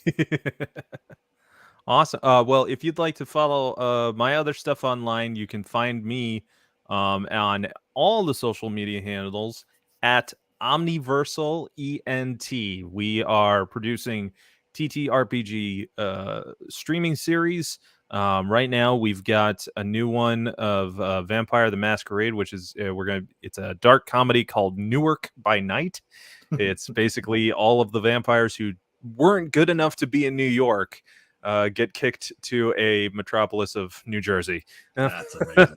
And lots of other fun games coming in the new year. And next year, also in late January, we're going to be doing our first live D&D show, which playing D&D in front of people for something I'm calling tabletop theater. So if you happen to be in the area, we would love to see you. And then we're also going to record it to be watched later on demand. So for everyone who has watched, I thank you. And everyone who has participated in the private in our chat room, who's tagged us, who's retweeted us, Dax Even Harwood. Dax, we're still sorry about that whole connection. Yes, I was just going to say our apologies to Dax Harwood about all the controversy that came about. Listen, we didn't want any trouble. No, it was a stiff back still body can't believe problem. that happened, by the way. Yeah, that was surreal. Yeah. All right, Pat, take us out of here. Backside going on. All right. Well, folks, we've already given you the rundown on all of our socials. You don't really need to use the hashtag the 500 anymore unless you want to talk about how amazing the 500 was. Our congratulations again to Royce Chambers for being the first ever World Simuweight Champion. Look forward to seeing what you do with the virtual gold. We will see you. Even if he's unaware of it, just tell him congratulations on your major victory. Yes, absolutely. Absolutely. I will almost certainly be clipping that moment and putting it on Twitter sometime in the coming days. But yeah, thank you so much for sticking with us for 47 episodes. I'm very excited to see what happens next because, in all honesty, I don't really know yet. We know the 150 will start in January, but between now and then, I don't want to stop. I will probably keep this Sunday night time slot. And if you want to tell us what to do with that, I'm up for it. I have every wrestling game up through the 16-bit generation. Yep, use those. Also, we do have an email address that we rarely check because I forget. I have too many email addresses. But you can contact us down there. There we go.